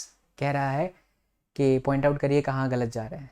वैसे भी आजकल जीवन में बच्चा party बहुत ही जल्दी as में आप लोग बहुत गलत डिसीजन ले लेते हैं, तो थोड़ा गलत डिसीजन इन द सेंस, हाँ यही सब प्यार मोहब्बत धोखा, बच्चा थोड़ा समझ करके रहिए, है ना, पढ़ने वाली उम्र है, पढ़ाई करिए। तो ये रिलेशनशिप एंड ऑल, अब बोलेंगे सर अच्छा अपना शादी कर लिया और हमको बोल रहे हैं, नहीं बच्चे ज्ञान की बात बता रहे हैं, हमें काफ़ी वक्त लगा, 29-30 की उम्र हो चुकी तब जा कर के डिसाइड की, but at the age of your बच्चा पार्टी हमने बहुत हार्डवर्क करा है। एंड जिस तरीके के केसेस देखे जा रहे हैं यार, कुछ भी हो सकता है ना, तो थोड़ा सोच समझ करके अपने दोस्त बनाइए। दोस्त बनाना कोई गलत नहीं है, लेकिन ये बॉयफ्रेंड गर्लफ्रेंड, सीधा बोल रहा हूँ, आपका बड़ा भाई होना तो इतना चीज़ मैं हक रखता हूँ कि आपसे बोल सकूँ, इस समय ज़रूरी नहीं है। आप पढ़ाई पर ध्यान दीजिए, अपने करियर पर ध्यान दीजिए, ये सोचिए कि यार इनकम सोर्स कैसे जनरेट करूँ, कैसे मैं सेल्फ डिपेंडेंट हो जाऊँ, है ना। आजकल के तो बच्चे बहुत तेज़ी से आगे बढ़ रहे हैं, हाँ रील्स बना करके, वो लोग कुछ नहीं कर पाएंगे। कुछ लोग 100 में से 1-2 निकल जाएंगे रील्स में ऐसे बना करके, ये वो इधर उधर की वीडियोस व्यूज़ के लिए, बट वो जीवन में क्या इम्पैक्ट डाल रहे हैं। इम्पैक्ट का मतलब होता है कि आपको 100-200 लोग ही देखें, लेकिन 100-200 लोग देखने के बाद ऐसा प्राउड करें कि यार मैंने ये ना चीज़ किसी से सीखी थी। तो ये जो रील्स में टाइम पास करना है या किसी को देख करके सोचना है कि मुझे ऐसा कर लेना है, मैं वायरल हो जाऊँ, ये हो जाऊँ, ये सब अच्छी चीज़ नहीं है ना। तो पढ़ाई पर ध्यान दीजिए, प्यार मोहब्बत सब धोखा है बच्चा, पढ़ लो यही मौका है बच्चा, ठीक है। तो ज्ञान की बातें ही बाबा एसएसपी करता है। चलिए बैक टू द पॉइंट। तो बच्चा ये मैं चाहता हूँ यार आप खुद ही कर लो। हाँ सर सही है, आप कराओ सर, जब देखो तब आप बोलते हो बच्चा इसका आंसर कमेंट करके दो, नहीं देंगे सर जाओ। नहीं बच्चा एक्चुअली वहाँ पर ना ब्लर हो गई थी इमेज, तो मुझे इमेज चाहिए थी थोड़ी सी बढ़िया वाली। थोड़ा इसको और जूम आउट कर लेते हैं, एक समझाते हैं, बाकी का तो आप आंसर आसानी से कर ही लीजिएगा। अभी देखिए क्या बोल रहा है ससुरा, पॉइंट वाला ए, ये सही है का magnetic field lines. Magnetic field lines ऐसा हो सकता है बच्चों, खुद ही सोचिए ना, अब मैग्नेटिक फील्ड ऐसा लाइन हो ही नहीं सकता यार, क्लोज लूप बनाता है, कमाल करते हो यार। दूसरा वाला, दूसरे वाले में देखिए मैग्नेटिक फील्ड लाइंस ऐसे निकल रही है निकल रही है निकल रही है, फिर ऐसे आ रही है, निकल रही है निकल रही है निकल रही है, फिर ऐसे जा रही है, मतलब ये सही है, ई वाला सही है, बिल्कुल सही है। बी में आ जाइए, क्या ये पॉसिबल है? क्लोज लूप बना दिया है, ये तो काट दिया, एक दूसरे को इंटरसेक्ट कर दिया, फिर कहीं कहीं पे क्लोज लूप है, गलत है। फिर ये वाला डी पार्ट, एफ पार्ट, अच्छा डी भी है। मैग्नेटिक फील्ड लाइंस ये वाला, इस पर आप कमेंट दो कि क्या ये सही है, कन्फाइंड मैग्नेटिक फील्ड लाइंस। ठीक है, कमेंट करके बताइए, चेक करना है हमें सिर्फ, ये नॉर्थ से निकल करके साउथ रहा, कमेंट करके बताओ। चलो, दिस इज पॉसिबल, इस पर भी कमेंट करके बताइए। अब ये कमेंट करके इसलिए बोल रहा हूँ ना, मैं चाहता हूँ कुछ कुछ दिमाग आप लोग भी लगाया करो, बिकॉज लेक्चर्स को बहुत अच्छे से पढ़ा रहा हूँ। अगर ऑफलाइन होता तो हम ये बच्चों से पूछते ही। तो कमेंट करके बताइए, आंसर आपको भी पता चल जाएगा इजिली। क्या ये पॉसिबल है एफ? इस पर भी कमेंट करो बच्चा। हम नहीं जा रहे हैं, बहुत ही सिंपल है, आंसर आसानी से दे सकते हो। जो भी सच्चे हृदय से पढ़ रहा है, लेक्चर को यहाँ तक देखा है, it's very difficult to shoot a lecture of 2 hours 3 hours. मेरे जो भी लेक्चर्स आप देखोगे 2 से ढाई 3 घंटे के होते हैं, और उसमें इमेंस एफर्ट लगता है बच्चा, 5 से 6 घंटा लगता है। रिकॉर्डिंग्स अगर डालते हैं तो लाइव में जाकर के तो बस बोल लो, हो जाता है ना, लेकिन रिकॉर्डिंग में सच में मेहनत लगती है। तो जो बच्चा इस लेक्चर के यहाँ तक पहुँचा है, 55 मिनट हुए हैं, कमेंट करके बताइए बाबा we see your lecture through the end, है ना। और कमेंट करके बताओ बच्चा, इसका क्या आपका इस डायग्राम के ऊपर क्या है। आंसर की टेक्स्ट बुक में भी है, पीडीएफ भी दे दूंगा, बट उसको फील करके आंसर दीजिए। लेक्चर आपको अच्छे से समझाया तो आप इसका आंसर करेक्टली दोगे। चलिए, तो ये वाला होता है, अब समाप्त करते हैं। ये सारा आंसर लिखा भी है, शीट आपको मिल ही जाएगी, बताइएगा। 5.4 पर आते हैं। 5.4 क्या कह रहा है? Magnetic field line shows the direction at every point along which a small magnetized needle aligns. Do the magnetic field lines also represents the lines of force on a moving charged particle at every point? जरा ध्यान से समझते हैं, ये क्या कहना चाहता है।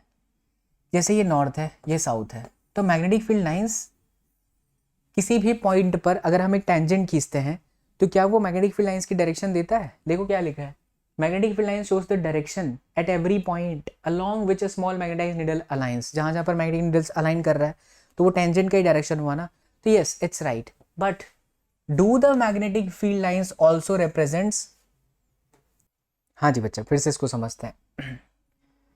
Do the magnetic field lines, ये magnetic field lines also represents the lines of force on a moving charge particle at every point?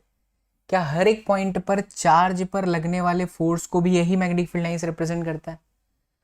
तो इसका जो आंसर है बच्चा, इसको समझने के लिए चैप्टर 4 का एक इक्वेशन देखिए, F is equal to q v cross B. अरे यार, अब माता श्री भी फोन कर रही हैं। F बराबर क्यू वी क्रॉस बी। देख रहे हैं बच्चा, जीवन में इतना सारा चलता रहता है सब, लेकिन काम करते रहते हैं। तो वास्तव में जो मैग्नेटिक फील्ड का डायरेक्शन है वो फोर्स के डायरेक्शन में हो ही नहीं सकता। मतलब कि फोर्स का डायरेक्शन मैग्नेटिक फील्ड के डायरेक्शन में नहीं हो सकता। कारण बड़ा सिंपल सा है, ये फोर्स का डायरेक्शन वेलोसिटी और मैग्नेटिक फील्ड के परपेंडिकुलर आएगा। अर्थात अगर आपका वेलोसिटी चार्ज पार्टिकल का एक्स डायरेक्शन में है, मैग्नेटिक फील्ड वाई डायरेक्शन में है, तो एक्स क्रॉस वाई का रिजल्ट जेड डायरेक्शन होता है। So your force can not be in the direction of magnetic field. इसलिए इसका आंसर सेकंड वाले का जो पार्ट बी है वो आएगा नहीं। ऐसा जरूरी नहीं है कि मैग्नेटिक फील्ड लाइंस जो है हर एक चार्ज पार्टिकल के ऊपर फोर्स का डायरेक्शन में वही रिप्रेजेंट करेगी। बी वाला आते हैं, if magnetic monopole existed how would the Gauss law of magnetism be modified? कह रहा है अगर मोनोपोल एग्जिस्ट होता तो ये ऐसा होता, equation B dot d A is equal to mu naught and then q m, यही होता ना। क्योंकि जो हम लिखते हैं q divide by epsilon naught, उसकी जगह पर होता है mu naught into q m. See, does a bar magnet exert a torque, बात ध्यान से सुनिएगा, बहुत अच्छा बात है ये। Does a bar magnet exert a torque on itself due to it's on field? क्या खुद के ही फील्ड की वजह से बार मैग्नेट एक्सर्ट कर सकता है? तो जैसे ये नॉर्थ है, ये साउथ है, मैग्नेटिक फील्ड लाइंस का डायरेक्शन ऐसे है, बाहर देखिए तो इस तरह से है। अगर मैं अंदर जाऊं तो अंदर मैग्नेटिक डाइपोल मोमेंट का डायरेक्शन और मैग्नेटिक फील्ड का डायरेक्शन दोनों ही सेम दिशा में है बच्चा, तो टॉर्क एग्जर्ट नहीं हो सकता, क्योंकि एम बी साइन थीटा में थीटा आपका 0 हो जाएगा। और अगर मैं बाहर चले जाऊं तो यहाँ मैग्नेटिक फील्ड तो है बट डाइपोल मोमेंट नहीं है। डाइपोल मोमेंट अंदर होता है साउथ से नॉर्थ के दिशा में। सो कभी भी बार मैग्नेट खुद के ही मैग्नेटिक फील्ड की वजह से खुद ही पे टॉर्क नहीं लगा सकता। Does one element of current carrying wire exert a force on another element of the same wire? Does one element of current carrying wire, क्या current carrying wire का एक एलिमेंट, मतलब समझिए कुछ ऐसा, आइए नेक्स्ट स्लाइड पर ले चलते हैं। करंट कैरिंग वायर का ये एक एलिमेंट लिया और ये एक एलिमेंट लिया, तो क्या ये एक दूसरे के ऊपर फोर्स लगा सकते हैं? अब जरा ध्यान से देखिए बच्चा, ये करंट कैरिंग एलिमेंट की वजह से यहाँ पर जो भी मैग्नेटिक फील्ड आएगी उसको हम कैसे निकालेंगे? ऐसे बाहर की तरफ। तो यहाँ पर है बाहर की तरफ, आउटसाइड। करंट कैरिंग वायर, ये एलिमेंट मैंने लिया, यहाँ पर भी कैसा होगा? बाहर की तरफ होगा। तो ये मैग्नेटिक फील्ड लाइंस है। तो जब मैग्नेटिक फील्ड लाइंस है तो इंटरेक्ट तो करेंगी ही। अब मैग्नेटिक फील्ड लाइंस इंटरेक्ट करेंगी तो एक दूसरे पे फोर्स तो लगाएंगे, लेकिन नलीफाई हो जाएगा। ऐसा क्यों? ऐसा इसलिए क्योंकि अगर यहाँ आउट हो रहा है तो यहाँ पर क्या हो रहा है? क्रॉस जा रही है। मतलब ये जितने भी एलिमेंट के वजह से यहाँ मैग्नेटिक फील्ड बन रहे हैं वो ऐसे बाहर जा रहे हैं और यहाँ पर ऐसे अंदर की तरफ जा रहे हैं। तो अल्टीमेटली रिजल्ट क्या हो जाएगा? नेट क्या हो जाएगा? जीरो हो जाएगा। मतलब ऐसा मत समझिए कि ये मैग्नेटिक फील्ड लाइंस आपस में एक दूसरे के ऊपर फोर्स लगा करके एक दूसरे को तोड़ ताड़ देंगी। Yes, they will exert a force, but when we talk about the entire wire का करंट कैरिंग की वजह से magnetic field, then it is going to be zero सबके ऊपर। तो एक दूसरे के ऊपर फोर्स लगाएंगी क्योंकि मैग्नेटिक फील्ड है। मैग्नेटिक फील्ड है तो फोर्स तो बनता है बॉस। जैसे नॉर्मल मैग्नेट, ये नॉर्थ ये साउथ, तो इनके बीच में फोर्स लगेगा। भले नॉर्थ और नॉर्थ है तो फोर्स तो लगेगा। क्यों लग रहा है? क्योंकि मैग्नेटिक फील्ड लाइंस है यहाँ पर। तो जहां मैग्नेटिक फील्ड लाइंस होती है वहां फोर्स लगता है। तो यहाँ मैग्नेटिक फील्ड लाइंस है, यहाँ पर फोर्स लगेगा बच्चा। यही बात यहाँ पर कहा जा रहा था। आइए आगे बढ़ते हैं। डी वाला पार्ट, अच्छा ये तो हो गया, एक मिनट, नहीं बाकी है। D part, magnetic field arises due to the charges in motion. Charge अगर मोशन में है तो मैग्नेटिक फील्ड अराइज करता है। Can a system have magnetic moments even though its net charge is zero?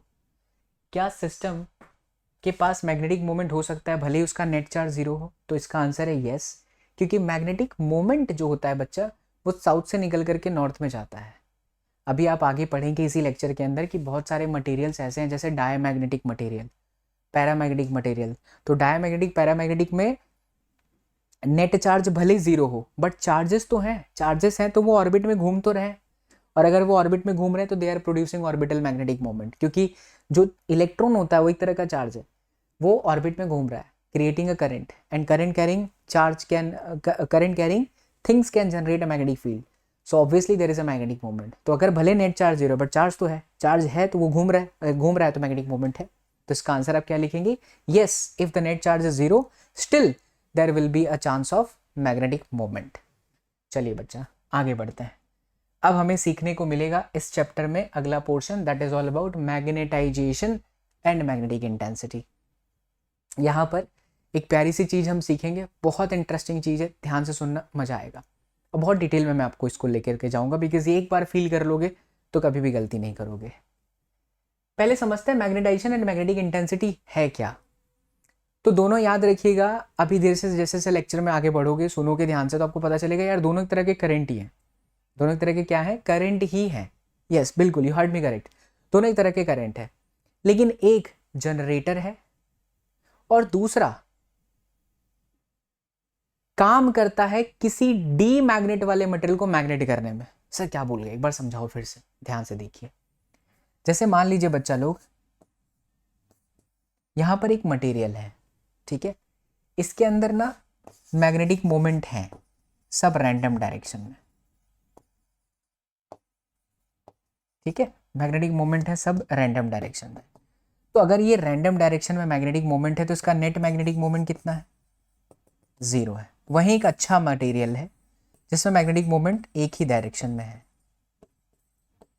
ऐसे। तो ये अच्छा मैग्नेटिक मटेरियल इसलिए है क्योंकि इसमें सारे मैग्नेटिक डायपोल मोमेंट एक डायरेक्शन में है। अगर मैं इस अजीब से रैंडम मोशन करने वाले मटेरियल का प्लेसमेंट कर दूं एक्सटर्नल मैग्नेटिक फील्ड में, तो क्या चांसेस हैं कि ये एक्सटर्नल मैग्नेटिक फील्ड इनको अलाइन कर दे? सोचिए थोड़ा सा, वीडियो को, लेक्चर को रोक करके, और कमेंट भी करना। आई repeat my sentence, I have a material, ये सपोज कर लो मटेरियल है, एटम होगा, चार्जेस होंगे, मैग्नेटिक मोमेंट होगा, बट रैंडम है। तो मैं इसको चुंबक से मतलब लोहे को ला रहा हूँ, चिपका नहीं रहा है, ठीक है। लेकिन अगर मैं इसे किसी स्ट्रॉन्ग मैग्नेटिक फील्ड में रख दूं, तो क्या चांसेस हैं कि इसके सारे random magnetic dipole moment set हो जाएं? आंसर है यस। आंसर है यस। ये एक्सपेरिमेंटली हुआ भी है। और वैसे भी एक्सटर्नल मैग्नेटिक फील्ड करती क्या है?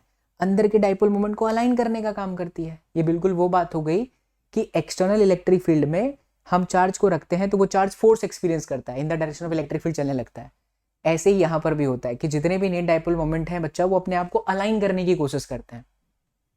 तो ये जो एक्सटर्नल मैग्नेटिक फील्ड है जो कहीं से आई होगी, ये एक सोर्स का काम करती है, और ये करंट कैरिंग वायर हो सकता है ना, क्योंकि करंट कैरिंग वायर क्या करता है, मैग्नेटिक फील्ड जनरेट करता है।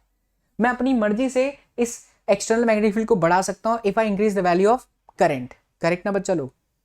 तो जो ये काम करता है कि डी मैग्नेट वाला मटेरियल, मतलब कि जो मैग्नेट नहीं है, अनमैग्नेट, मतलब ऐसा समझिए कि यहां से ये ऐसे हो जाना, इस चीज को हम क्या बोलेंगे, सिंपल भाषा में रखते हैं, मैग्नेटाइजेशन हो जाना, मतलब नॉन मैग्नेट से मैग्नेट का बन जाना।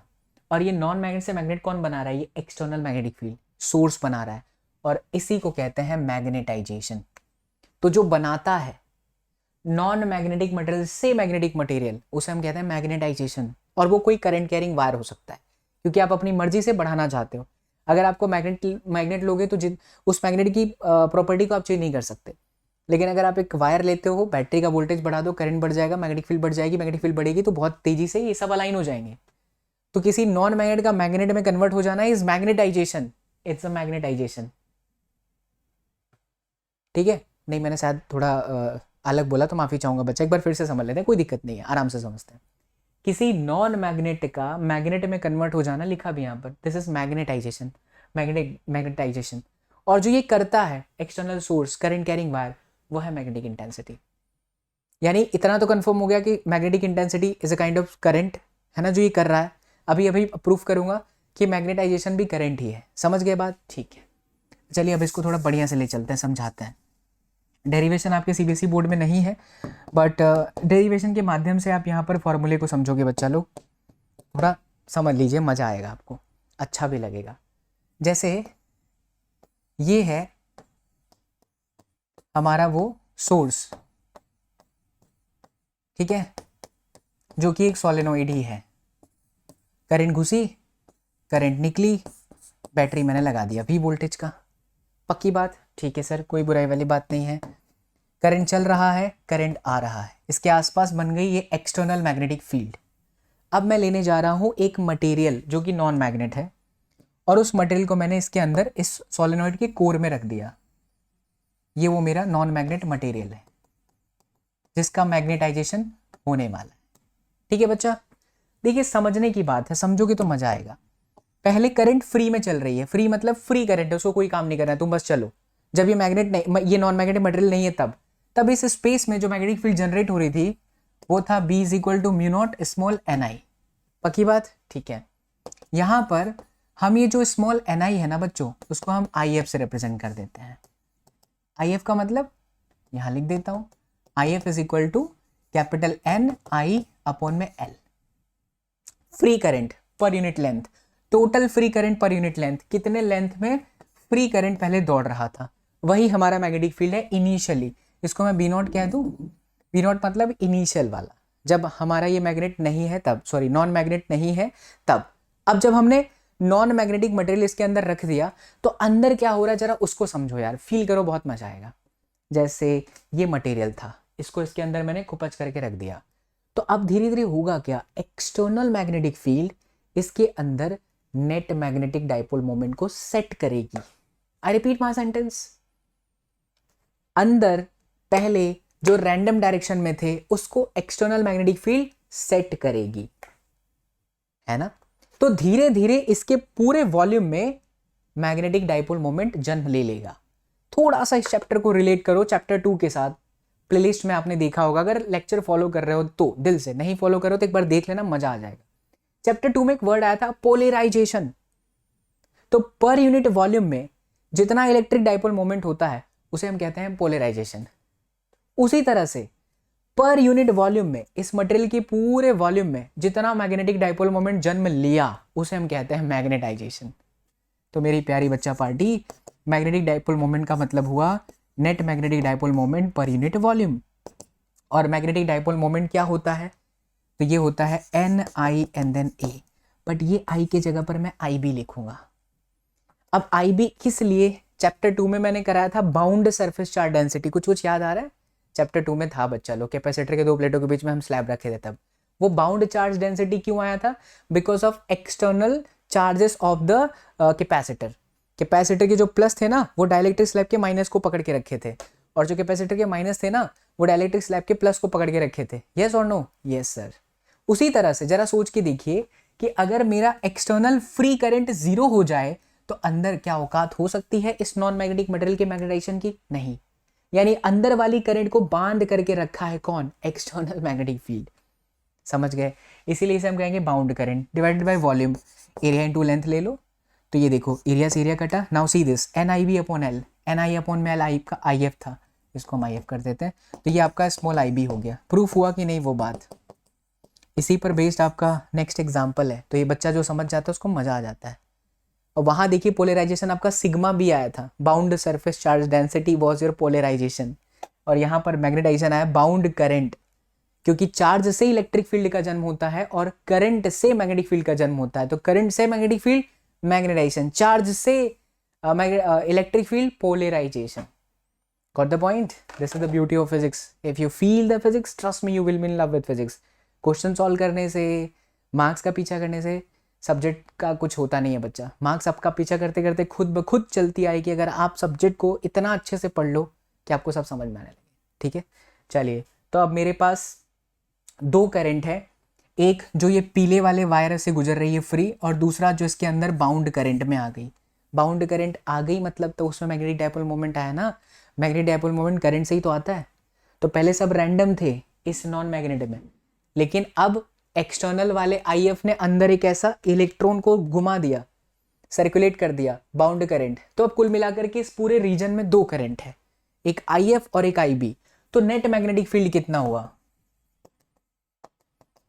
तो हम लिखेंगे mu naught I F plus mu naught I B, यानी कि mu naught I F plus I B, ये आपका बी है। तो ये आपका हुआ बच्चा बी अपॉन में म्यू नॉट माइनस में, ये देखिए ये जो आई बी है वो आपका एम है, is equal to I F. Experimentally ये जो B by mu naught minus में M is equal to I F है, इसी को कैपिटल एच से रिप्रेजेंट करते हैं, और इसी कैपिटल एच को कहा जाता है बच्चा मैग्नेटिक इंटेंसिटी। क्यों बाबू लोग? प्रूफ हुआ ना? मैंने पहले ही कहा था मैग्नेटिक इंटेंसिटी और magnetisation both are current. Magnetisation यहाँ प्रूफ हो गया करंट है, और मैग्नेटिक इंटेंसिटी यहाँ प्रूफ हो गया एच आई एफ के बराबर है। जितना स्ट्रॉन्ग आपका आई एफ होगा उतनी जबरदस्त आपकी बी होगी। समझ रहे हैं फ्रॉम दिस इक्वेशन? तो this is the beauty of physics कि आप हर चीज को फील करोगे तो बहुत मजा आता है। सो हमारे पास इक्वेशन आ चुके हैं। किसके किसके इक्वेशन आ गए? आई एफ के और आई बी के। अब कुछ और चीजें यहाँ निकल सकती हैं। चैप्टर 2 में आपने पढ़ा था कि जो पोलराइजेशन होता है वो एक्सटर्नल इलेक्ट्रिक फील्ड पे डिपेंड करता है। उसी तरह से जो हमारा मैग्नेटाइजेशन होता है ना बच्चा लोग, जो हमारा मैग्नेटाइजेशन होता है ना बच्चा पार्टी, वो डिपेंड करता है एक्सटर्नल सोर्स पे। ये उतना स्ट्रांग होगा जितना एच होगा। सोच के देखिए ना, जितना जबरदस्त इस बैटरी का वोल्टेज होगा उतनी जबरदस्त अमाउंट की करंट जाएगी। जितनी जबरदस्त करंट होगी उतना जबरदस्त एच होगा। जितनी जबरदस्त करंट होगी उतना तेजी से अलाइनमेंट होगा, उतनी तेजी से इलेक्ट्रॉन घूमेंगे। जितनी तेजी से इलेक्ट्रॉन घूमेगा बच्चा लोग, मैग्नेटिक इंटेंसिटी भी तो बढ़ जाएगा। तो M is directly proportion to H, मतलब सॉरी हाँ, मैग्नेटाइजेशन बढ़ जाएगा तो M is directly proportion to H. और समानुपात को हटाते हैं तो यहाँ पर वर्ड आता है chi M H. Again chapter 2 में स्काई ई था। डाई इलेक्ट्रिक ससेप्टेबिलिटी, ये क्या है? Diamagnetic susceptibility. I hope you all are writing, है ना, नोट डाउन करते रहना। तो एम बराबर आपका स्काई एम एच आ गया। अब मैं सर्कल वाले इक्वेशन को वापस यूज कर रहा हूँ, ध्यान से देखिए। B by mu naught minus M के जगह पर आया स्काई एम एच, और यहाँ पर एच ऑलरेडी था, हम उधर भेज देते हैं इसको। So B by mu naught is equal to बच्चा लोग H common chi M plus 1। तो ये हो गया बी बराबर में mu naught chi M plus 1, और देखो एच। चैप्टर 2 का वीडियो देखोगे, कंपेयर करोगे तो you will feel same same आ रहा है। जहां म्यू नॉट है वहां एप्सिलॉन नॉट था। और इस इक्वेशन में ये जो है, ये इसे कहते हैं बच्चा mu. Here mu is equal to mu naught 1 plus chi M. Mu upon mu naught को कहते हैं म्यू आर, रिलेटिव परमेबिलिटी। बहुत सारे एमसीक्यूज यहां से आते हैं। तो finally mu naught 1 plus chi M आपका म्यू है, तो जो बी निकल करके आया वो हो गया म्यू इंटू एच। ये आ सकता है सवाल आपके एनसीईआरटी में भी आगे एक एग्जाम्पल भी है जो कि पूरा इसी पर बेस्ड है। तो इस डेरिवेशन को बहुत अच्छे से समझ लीजिए और सारे इक्वेशंस को अच्छे से नोट डाउन कर लीजिए, सब काम के हैं। m बराबर स्काई एम एच, m बराबर I B, h is equal to I F, h में स्मॉल आई एफ क्या है एन आई बाई एल है, और आई बी क्या है N I B by L है, बाउंड करंट जिसे मैग्नेटाइज करंट भी कहा जाता है। फिर बच्चा b बराबर में आपका b by mu naught minus M is equal to H, b बराबर mu H mu R mu upon mu naught and mu is equal to mu naught one plus chi M.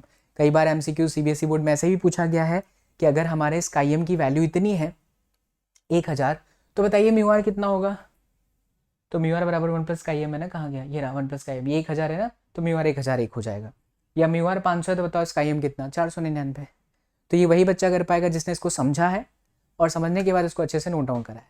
ठीक है, चलो तो अब चलेंगे हम आपके टेक्स्ट बुक में आगे। आगे थियरी है तो थियरी को बहुत अच्छे से समझ करके करेंगे और एक सवाल भी है। A solenoid has a core of material with relative permeability 400। अच्छा, सोलेनॉइड है has a core of material with relative permeability 400। तो रिलेटिव परमियाबिलिटी यानी कि म्यू आर दे रखा है, डेटा पहले लिख लेते हैं। The winding of the solenoid are insulated from the core and carry a current of 2 ampere. शुरुआत का करंट है free current 2 ampere. If the number of turns is 1000 per metre, यानी कि स्मॉल एन दे रखा है 1000 पर मीटर, यानी कि capital N upon में एल ही है। तो आपसे बच्चों देखो 4-5 चीजें पूछा है जो कि आसान है निकालना। पहला पूछा एच, अब एच का मतलब पता होना चाहिए मैग्नेटिक इंटेंसिटी, और उसका फॉर्मूला क्या था एन आई एफ अपॉन में एल। एन बाई एल आपके पास में 1000 है तो ये आपका 2000 हो गया, 2000 ampere per metre. Part B में क्या पूछा है एम। ओके, तो एम इज इक्वल टू होता है स्काई एम एच, या हम स्काई एम निकाल सकते हैं। जी हाँ, म्यू आर होता है 1 प्लस स्काई एम, तो स्काई एम होता है म्यू आर माइनस में 1 एंड देन एच निकल जाएगा। कर सकते हो, म्यू आर माइनस 1 कितना 399 इंटू 2000 जो भी है बच्चा। सी पार्ट में है आपका बी, तो बी बराबर क्या होता है म्यू इंटू एच। म्यू की जगह क्या लिख सकते हो mu naught mu R into H, H भी है सब है खत्म। और डी पोर्शन में है द मैग्नेटाइजिंग करंट, अभी नई चीज आ गई मैग्नेटाइजिंग करंट। मैंने बोला था आपको थियरी में आएगा। देखिए बच्चा इस लाइन को बहुत ध्यान से देखिए। एक्चुअल में जो मैग्नेटाइजिंग करंट है, जो बाउंड करंट है, वो है क्या, वो एक्स्ट्रा करंट है, एडिशनल करंट है। The magnetising current I M is the additional current that needs to be passed through the winding of the solenoid in the absence of the core। मतलब जब आपने वो मटेरियल नहीं रखा था तब जो करंट पास हो रही थी वो करंट है जो बी वैल्यू बनाती है तब के लिए, which would give the B value as in the presence of the core। मतलब कि कोर के रख देने पर जो B वैल्यू दी गई तब जो एडिशनल करंट आया, ये वही एडिशनल करंट होना चाहिए जो कि एब्सेंस में है इस कोर के। थोड़ा कॉम्प्लिकेट लग रहा है, एक बार फिर से इसको रीड करिए। जब भी कोई चीज़ लगे आपको कॉम्प्लिकेट लग रही है एक बार रीड करिए, समझिए, बहुत सिंपल है, एक बार फिर से समझिए। ये एक एडिशनल करंट है जो कि कहाँ से पास होता है, सोलेनॉइड से पास होता है। तब पास होता है इन दी एब्सेंस ऑफ कोर, मतलब कि वो आपने मटेरियल, जो मैं ये एग्जांपल ले रहा था, जब ये नहीं था तो एडिशनल करंट जो पास हो रही है एक्स्ट्रा करंट है ना, और ये एक्स्ट्रा करंट और एक्सटर्नल वाला IF मिल करके ही आपका क्या वैल्यू दे रहा है, बी दे रहा है। इन शॉर्ट इन्होंने किताब के अंदर ऐसे करा हुआ है बी बराबर में म्यू आर, यानी कि म्यू नॉट एन आई।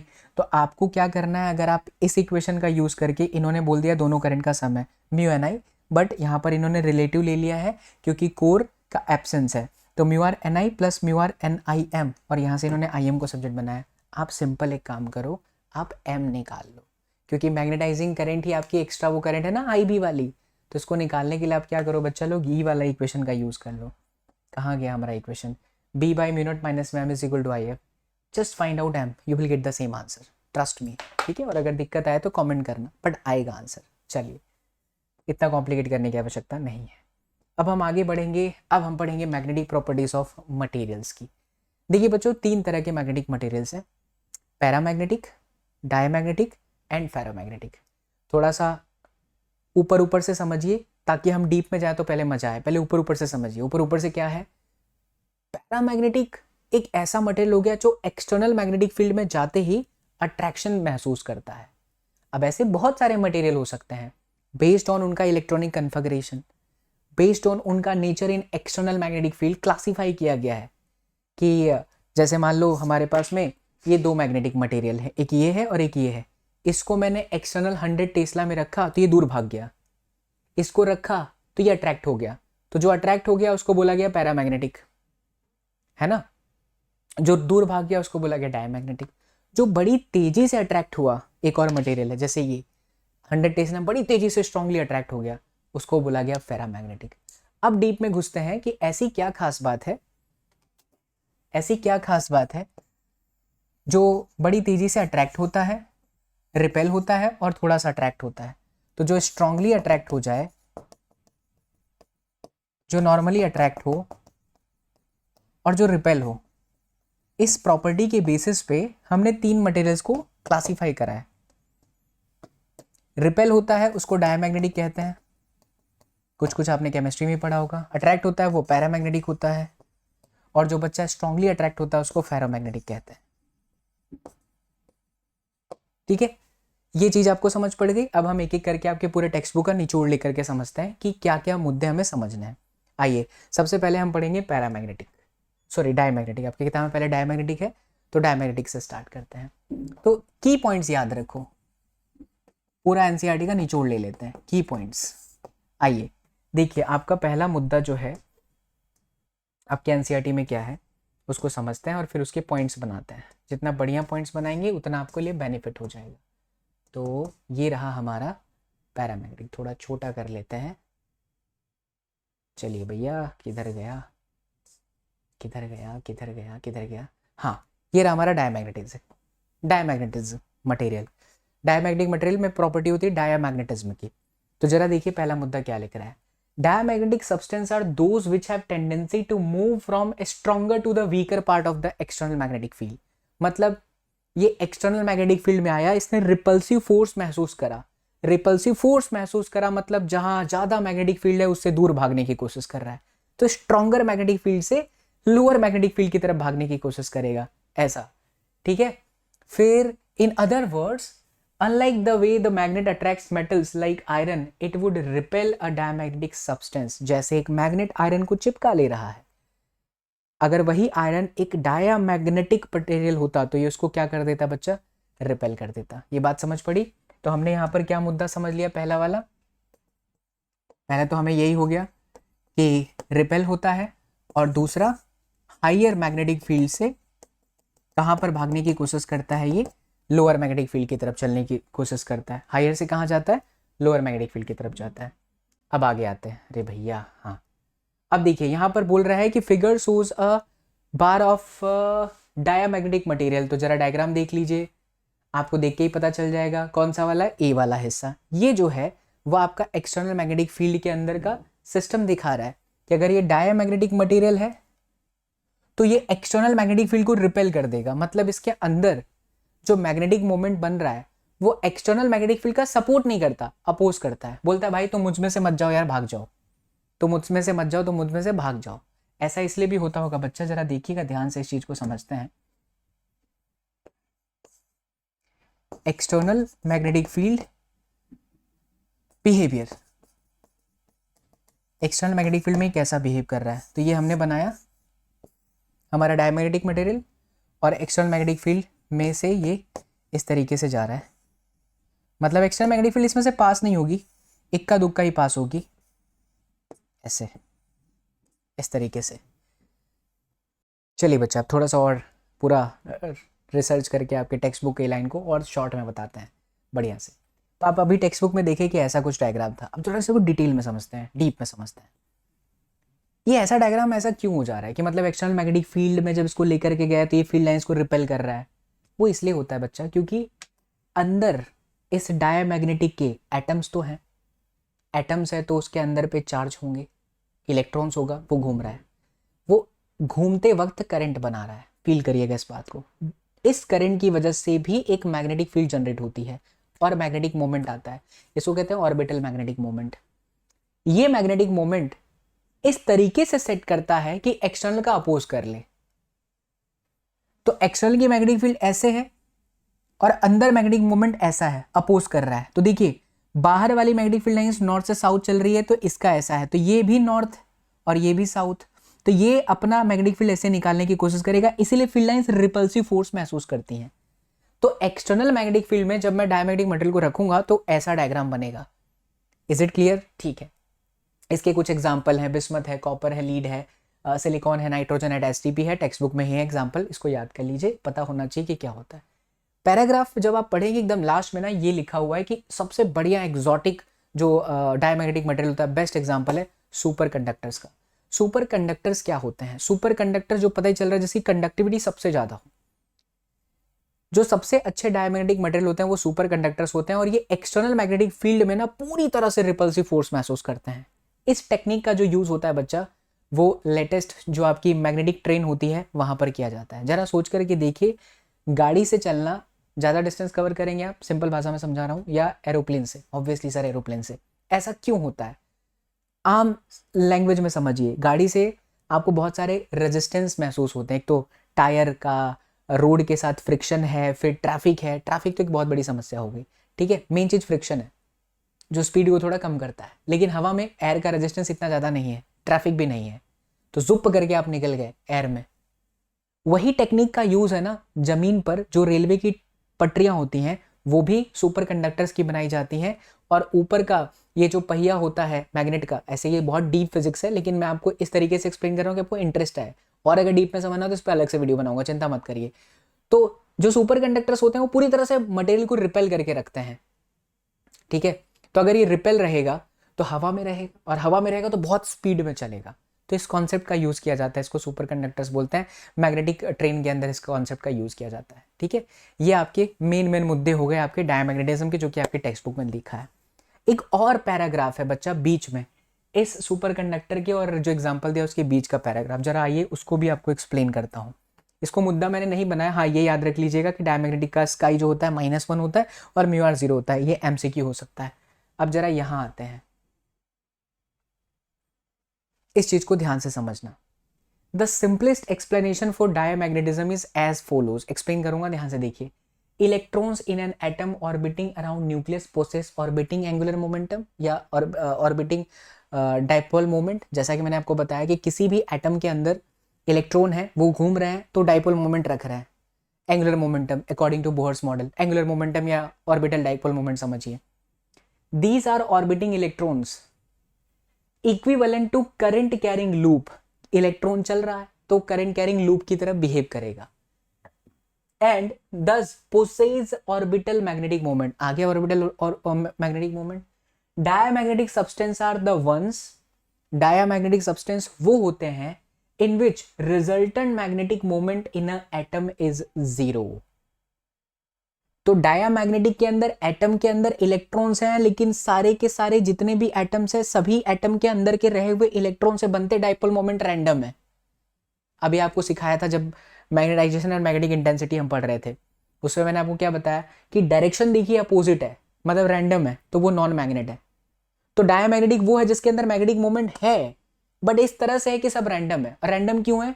क्योंकि जितने भी मॉलिक्यूल्स के अंदर रहे हुए, एटम्स के अंदर रहे हुए इलेक्ट्रॉन्स है। फील करिएगा इस बात को, because physics wonderful subject once you realise the physics by clearing the concept of it, they will come in life when you realise that you are in इश्क मोहब्बत with the subject, and if you are in इश्क मोहब्बत with physics just write on the comment section.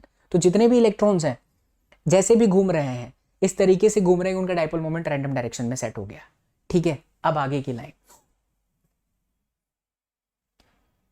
Atom is 0 when magnetic field is applied. जब external magnetic field apply किया जाता है diamagnetic material के ऊपर जिसका ऑलरेडी डाइपोल मोमेंट 0 था, दोज इलेक्ट्रॉन्स हैविंग, ये बहुत इंटरेस्टिंग लाइन है बच्चा, बहुत सारे टीचर्स इसको स्किप करते हैं, पढ़ाते नहीं है, बस ध्यान से देखिए, फील कराता हूं आपको, फील कराऊंगा यहाँ पे। दोज इलेक्ट्रॉन्स, यहां से when magnetic field is applied, जब मैग्नेटिक फील्ड अप्लाई किया गया, those electrons having orbital magnetic moment in the same direction slow down and those in the opposite direction speed up। वाह क्या लाइन है, ध्यान से सुनिए।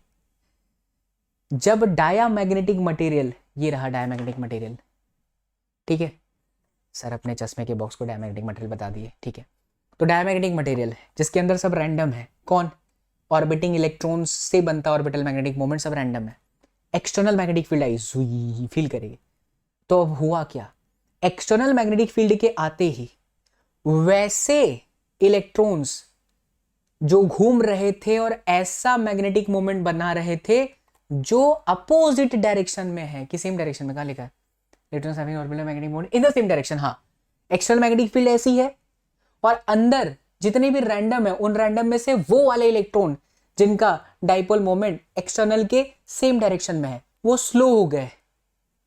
जरा सोचिए स्लो क्यों हुए? क्योंकि वो स्लो इसलिए हुए क्योंकि उनका मैग्नेटिक फील्ड और एक्सटर्नल मैग्नेटिक फील्ड दोनों सेम डायरेक्शन में है, जिससे बच्चा फ्लक्स बढ़ जाएगा। आगे के चैप्टर में आने वाला एक कॉन्सेप्ट लेंज लॉ। फ्लक्स बढ़ता है तो घटाने की कोशिश सिस्टम करता है। याद रखिए, मैं ही पढ़ाऊंगा, टेंशन मत लीजिए, छठे चैप्टर में ही आएगा इलेक्ट्रोमैग्नेटिक इंडक्शन में। अभी आप याद रखिए कि स्लो डाउन क्यों, उसके पीछे का कारण क्या है। क्योंकि मैग्नेटिक फ्लक्स बढ़ रहा था, उसका मैग्नेटिक मोमेंट और एक्सटर्नल मैग्नेटिक फील्ड का डायरेक्शन ऐसा है जिससे मैग्नेटिक फ्लक्स बढ़ जाएगा। सर मैग्नेटिक फ्लक्स क्या है? इलेक्ट्रिक फ्लक्स पता है, ई डॉट ए, वैसे मैग्नेटिक फ्लक्स क्या है? बी इंटू ए। तो मैग्नेटिक फील्ड बढ़ा क्योंकि दोनों का डायरेक्शन सेम है। तो अगर फ्लक्स बढ़ेगा तो सिस्टम फ्लक्स घटाने की कोशिश करता है। और फ्लक्स कैसे घटेगा? फ्लक्स घटाने के लिए बी इंटू ए में मुझे बी घटाना पड़ेगा, और मुझे बी घटाने के लिए म्यू नॉट आई अपॉन 2πr वाला फॉर्मूला याद करो। रुको रुको रुको रुको, लिख रहा हूं।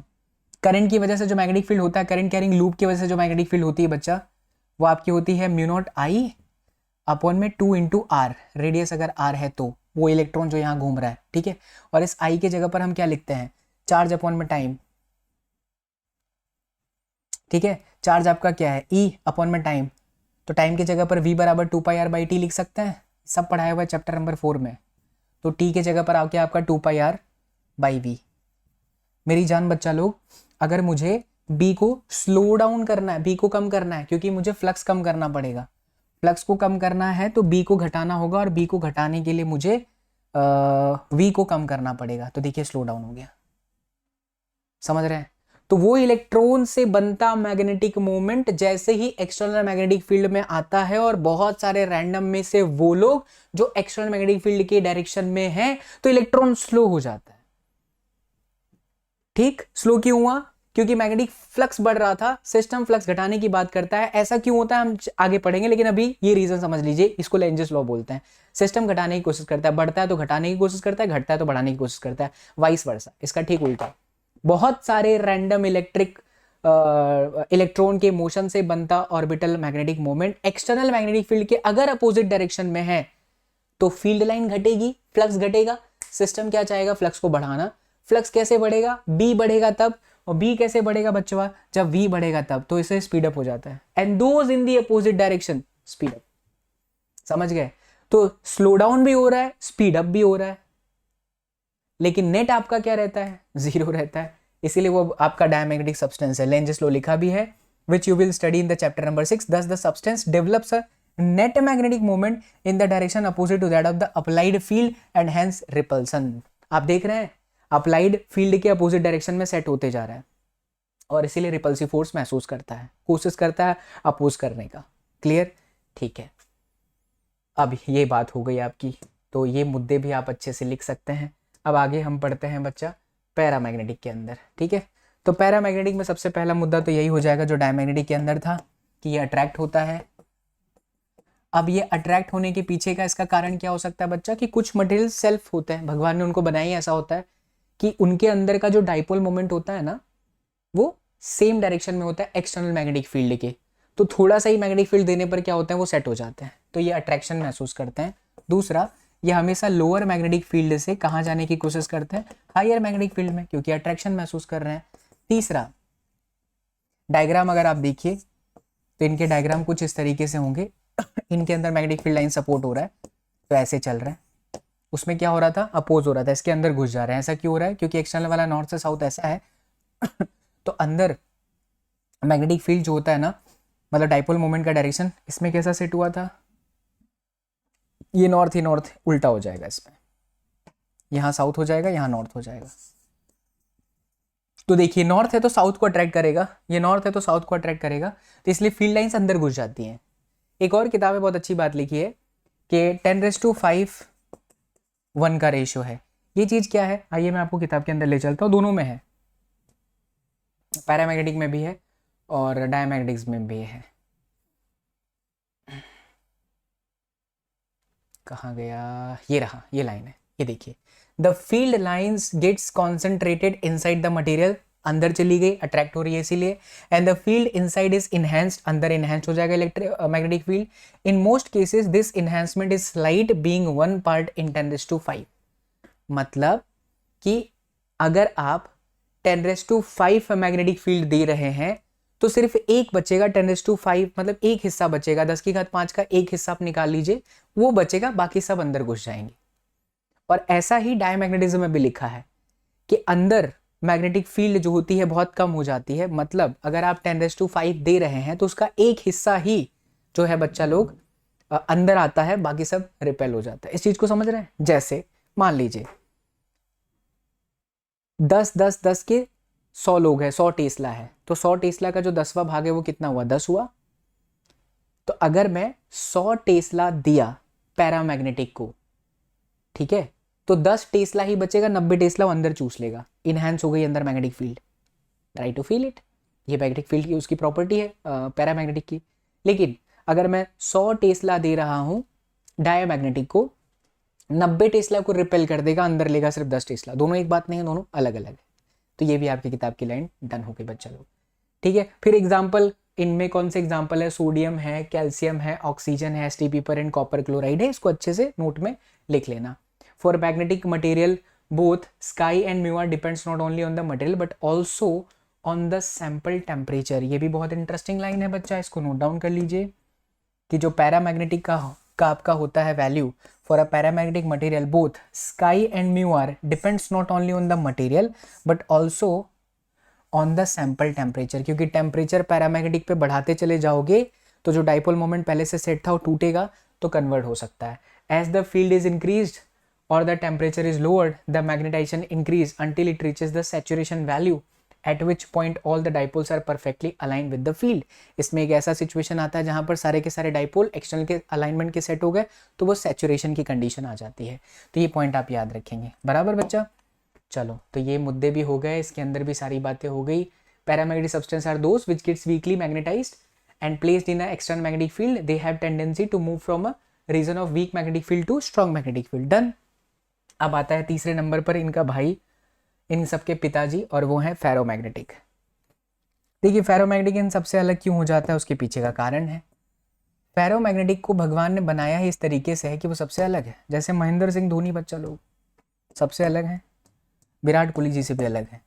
अब विराट कोहली बेचारे का नसीब खराब है, कोहली साहब का, अकेले दम पर इतना सेंचुरी मारते हैं, सब कुछ करते हैं, लेकिन लक काम नहीं कर रहा है। अब सब लोग कमेंट करते हैं ही इज नॉट, अरे बहुत एटीट्यूड है। क्या एटीट्यूड है, बेचारा अकेले खेल रहा है यार। सचिन तेंदुलकर भी 90s में अकेले खेलते थे, टीम खराब होती थी हर बार। एक होता है, ठीक है, लक भी होता है। सचिन तेंदुलकर साहब कितने समय से खेले, हम लोग धोनी को देख करके बड़े हुए। अभी विराट कोहली को भी पसंद करते हैं, ज़्यादा ही पसंद करते हैं, बहुत दुख होता है। तो धोनी साहब का पूरा जो देखिए वो एक बहुत अच्छे लीडर है ना। तो उस दिन भी आउट हो गए थे लास्ट, जब छः बॉल पे कितना रन चाहिए था, कुछ तो चाहिए था मोहित, 14 गेंद पे 22 रन चाहिए थी लास्ट वाले फाइनल मैच में यार। सीएसके और कौन खेल रहा था, जडेजा ने छक्का चौका मार के जिताया था अभी फाइनल में यार। इसको लक बोलते हैं, ठीक है, भगवान ने बनाया ही ऐसा है। तो विराट कोहली साहब का ऐसा है कि he is very hard working but not getting what he wants, जो चाहते हैं वो नहीं मिल पाता। बट धोनी जी को देखिए आराम से 6ठे नंबर पर आते हैं, ठीक है, छुआ देते हैं ऐसे विकेट, गिल साहब आउट हो जाते हैं और मस्त जीत जाते हैं कप वगैरह सब। शर्मा जी को देख लीजिए, मस्त वड़ा पाव खाते हैं, पूरे सीजन में 300-400 रन ही मारे हैं, लेकिन उनकी टीम में सूर्य कुमार यादव बाकी लोग धाम धूम लेके गए, टॉप 3 टॉप 4 तक लेके गए टीम को। लक बच्चा लोग मैटर करता है। बट क्या मैटर करता है वो ये चीज़ है, लक तो मैटर करता है, बट उससे भी ज़्यादा मैटर करता है हार्डवर्क। उसे आपको नहीं छोड़ना है। क्या विराट कोहली ने हार्डवर्क करना छोड़ दिया? नहीं ना, कर रहे हैं ना। So keep going, never think about a result. तो भगवान ने फेरोमैग्नेटिक को भी इस तरह से बनाया है कि इसके अंदर ना ऑलरेडी कुछ ऐसे डिपार्टमेंट होते हैं, ऐसा समझिए कुछ कमरे होते हैं।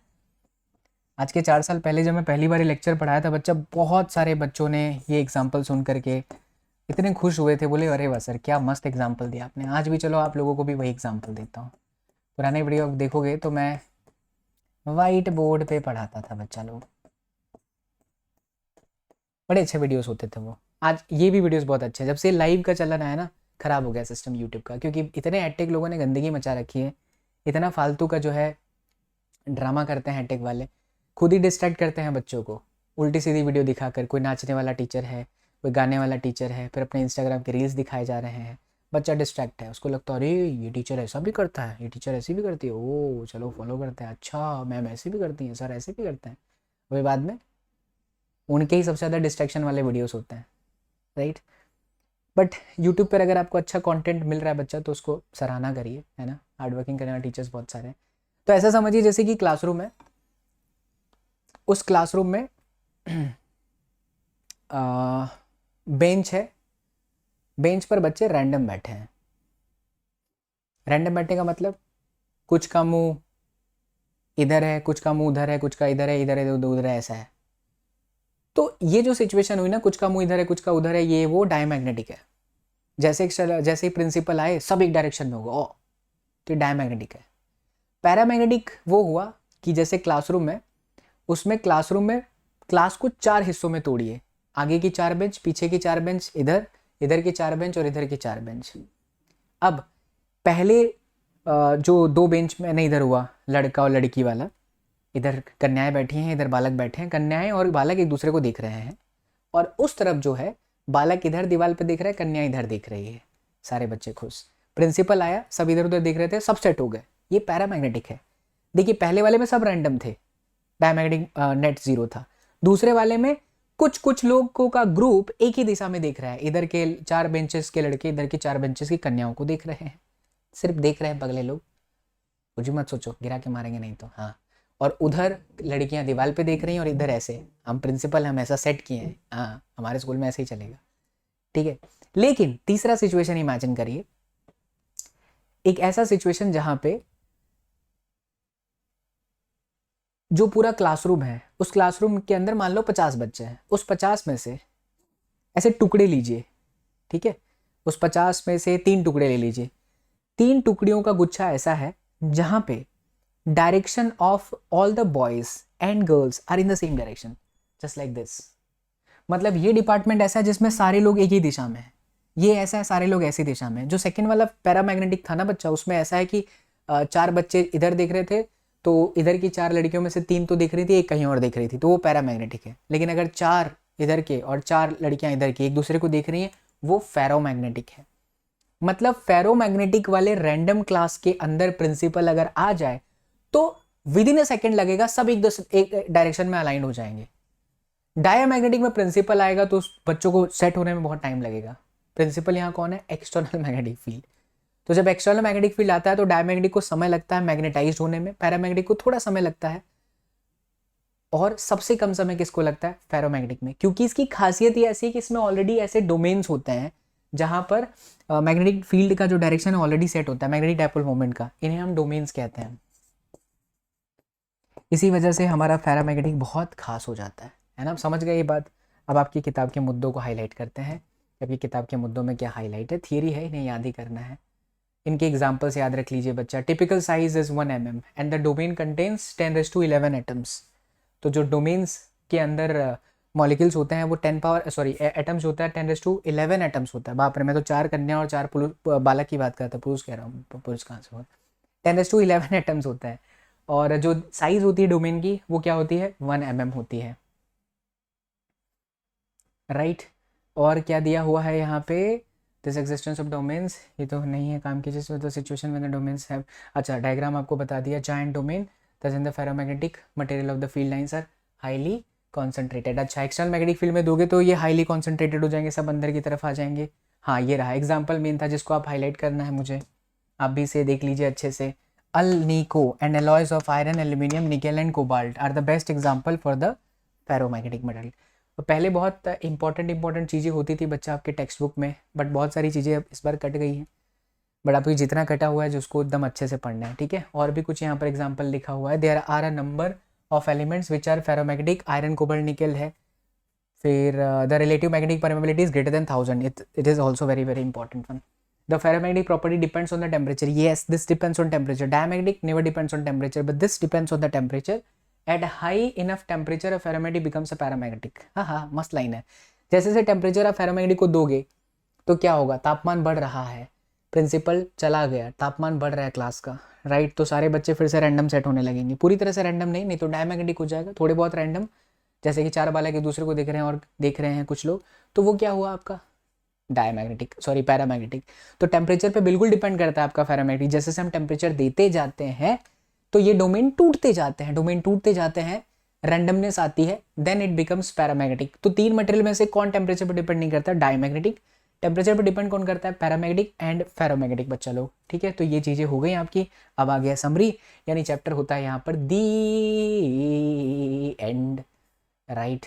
चलो एक और चीज़ बता दूं, यहाँ पर आपको ये भी याद रखना चाहिए फॉर MCQs, ये प्लीज़ टेबल याद रख लीजिएगा। टेबल 5.3 है, तो स्काई की वैल्यू -1 से 0 के बीच में, पैरामैग्नेटिक में ये होता है, फेरोमैग्नेटिक में ये पूरा टेबल अच्छे से याद कर लीजिएगा। बाकी एक एक पॉइंट आपको एक्सप्लेन कर दिया गया है। एंड हर क्लासेस की तरह आपको पता है बच्चा, मंडे वेडनेसडे फ्राइडे हमारे लेक्चर आते हैं, और जो आपके एक्सरसाइज का क्वेश्चन है, एक्सरसाइज दिया है इसमें, ये रहा। एक्सरसाइज में कुल मिलाकर के कितने सवाल हैं, ये रहा 5.123। वैसे आपको अगले लेक्चर में ये पूरा सॉल्व करा दिया जाएगा। तो अगला क्लास आपको मिलेगा, ये जब भी मिल रहा है एक दिन छोड़ के आपको मिलेगा। प्लेलिस्ट जो है वो कमेंट में पिन किया गया है, उसे देख लीजिए। और 5.9 तो आपके 5 एग्जाम्पल टेक्स्ट बुक के और 9 एग्जाम्पल एक्सरसाइज के क्वेश्चन। इसके अलावा आपको PYQs करने की ज़रूरत है, उसके भी लेक्चर्स आपको मिलेंगे, चिंता ना करें। अगर आप चैनल पर सब्सक्राइब नहीं किए हैं तो कर लीजिए बच्चा, प्लेलिस्ट चेक करेंगे तो आपको प्रीवियस ईयर के क्वेश्चंस भी आपको दिख जाएंगे, ठीक है। आई होप आप लोगों को मज़ा आ रहा है। अपना प्यार जरूर देना बच्चा party, because doing immense hard work for my लाल बाल गोपाल। अब करते हैं यहाँ पर आज समापन सनी देओल की आवाज़ में। ओए बच्चा लोग, मैं चाहता हूँ तुम ये जो नोट्स है वो बना लो। नोट्स कहाँ दिया है, डिस्क्रिप्शन बॉक्स में। अभी ऋतिक रोशन साहब आएंगे। मैं जा रहा हूँ, सचिन सर जा रहे हैं, बहुत अच्छा पढ़ाते हैं सर, मुझे फिजिक्स से प्यार हो गया। देखो ना, देखो डिस्क्रिप्शन बॉक्स में दिया है नोट्स आज के क्लास का। साथ में अगर तुम लोगों को मेरे से लाइव पढ़ना है और मज़े के साथ तो क्लास 24 को डाउनलोड कर लो ना, सिर्फ 8,000 rupees, not for lakh rupees, only 8,000 rupees. अब आप बोलोगे कि सर आपसे लाइव पढ़ेंगे तो मज़ा आएगा क्या, टेल मी, बहुत मज़ा आएगा, ठीक है। तो क्लास 24 डाउनलोड कर लीजिएगा बच्चा लोग, वहीं पर मेरे पेड बैचेस आ रहे हैं। स्पेशली हम CBSE के लिए भी कोई बैचेस नहीं निकाले हैं, लेकिन आप अगर इंटरेस्टेड कैंडिडेट हो तो कमेंट करो, बहुत जल्दी बैचेस निकालेंगे। हम कोई एडटेक के साथ जुड़े नहीं है, पर्सनली काम कर रहे हैं। क्लास 24 पर बहुत लिमिटेड स्टूडेंट्स का बैचेस है और बहुत फील के साथ बच्चे जो है नीट की तैयारी करने वाले हैं। कल से हमारे लेक्चर स्टार्ट हो रहे हैं 1 जून से। जो बच्चे वीडियो विलंब के साथ देखेंगे तो भी आप क्लास 24 डाउनलोड करके उसमें अगर आप नीट की तैयारी करना चाहते हो तो नीट सिलेक्ट करना, एंड अगर बोर्ड की तैयारी करना चाहते हो तो बोर्ड सिलेक्ट करना। चलिए बच्चों, प्यार जरूर दीजिएगा, चैनल को सब्सक्राइब करके एंड शेयर करके। मिलते हैं अगले क्लास में। अगला क्लास आपका NCERT का सॉल्यूशन है। लिंक जो दबंग बैच की है उसी प्लेलिस्ट में आएगा, तो चेकआउट कर लीजिएगा। इससे पहले के जो लेक्चर्स हैं वो भी उसी प्लेलिस्ट में है, उसे भी देख लीजिएगा। तो चलिए बच्चा, मिलते हैं अगले क्लास में, तब तक खुश रहें, मुस्कुराते रहें एंड मुस्कुराहट के साथ फिजिक्स पढ़ते रहें। Bye, take care, love you, thank you so much, जय हिंद।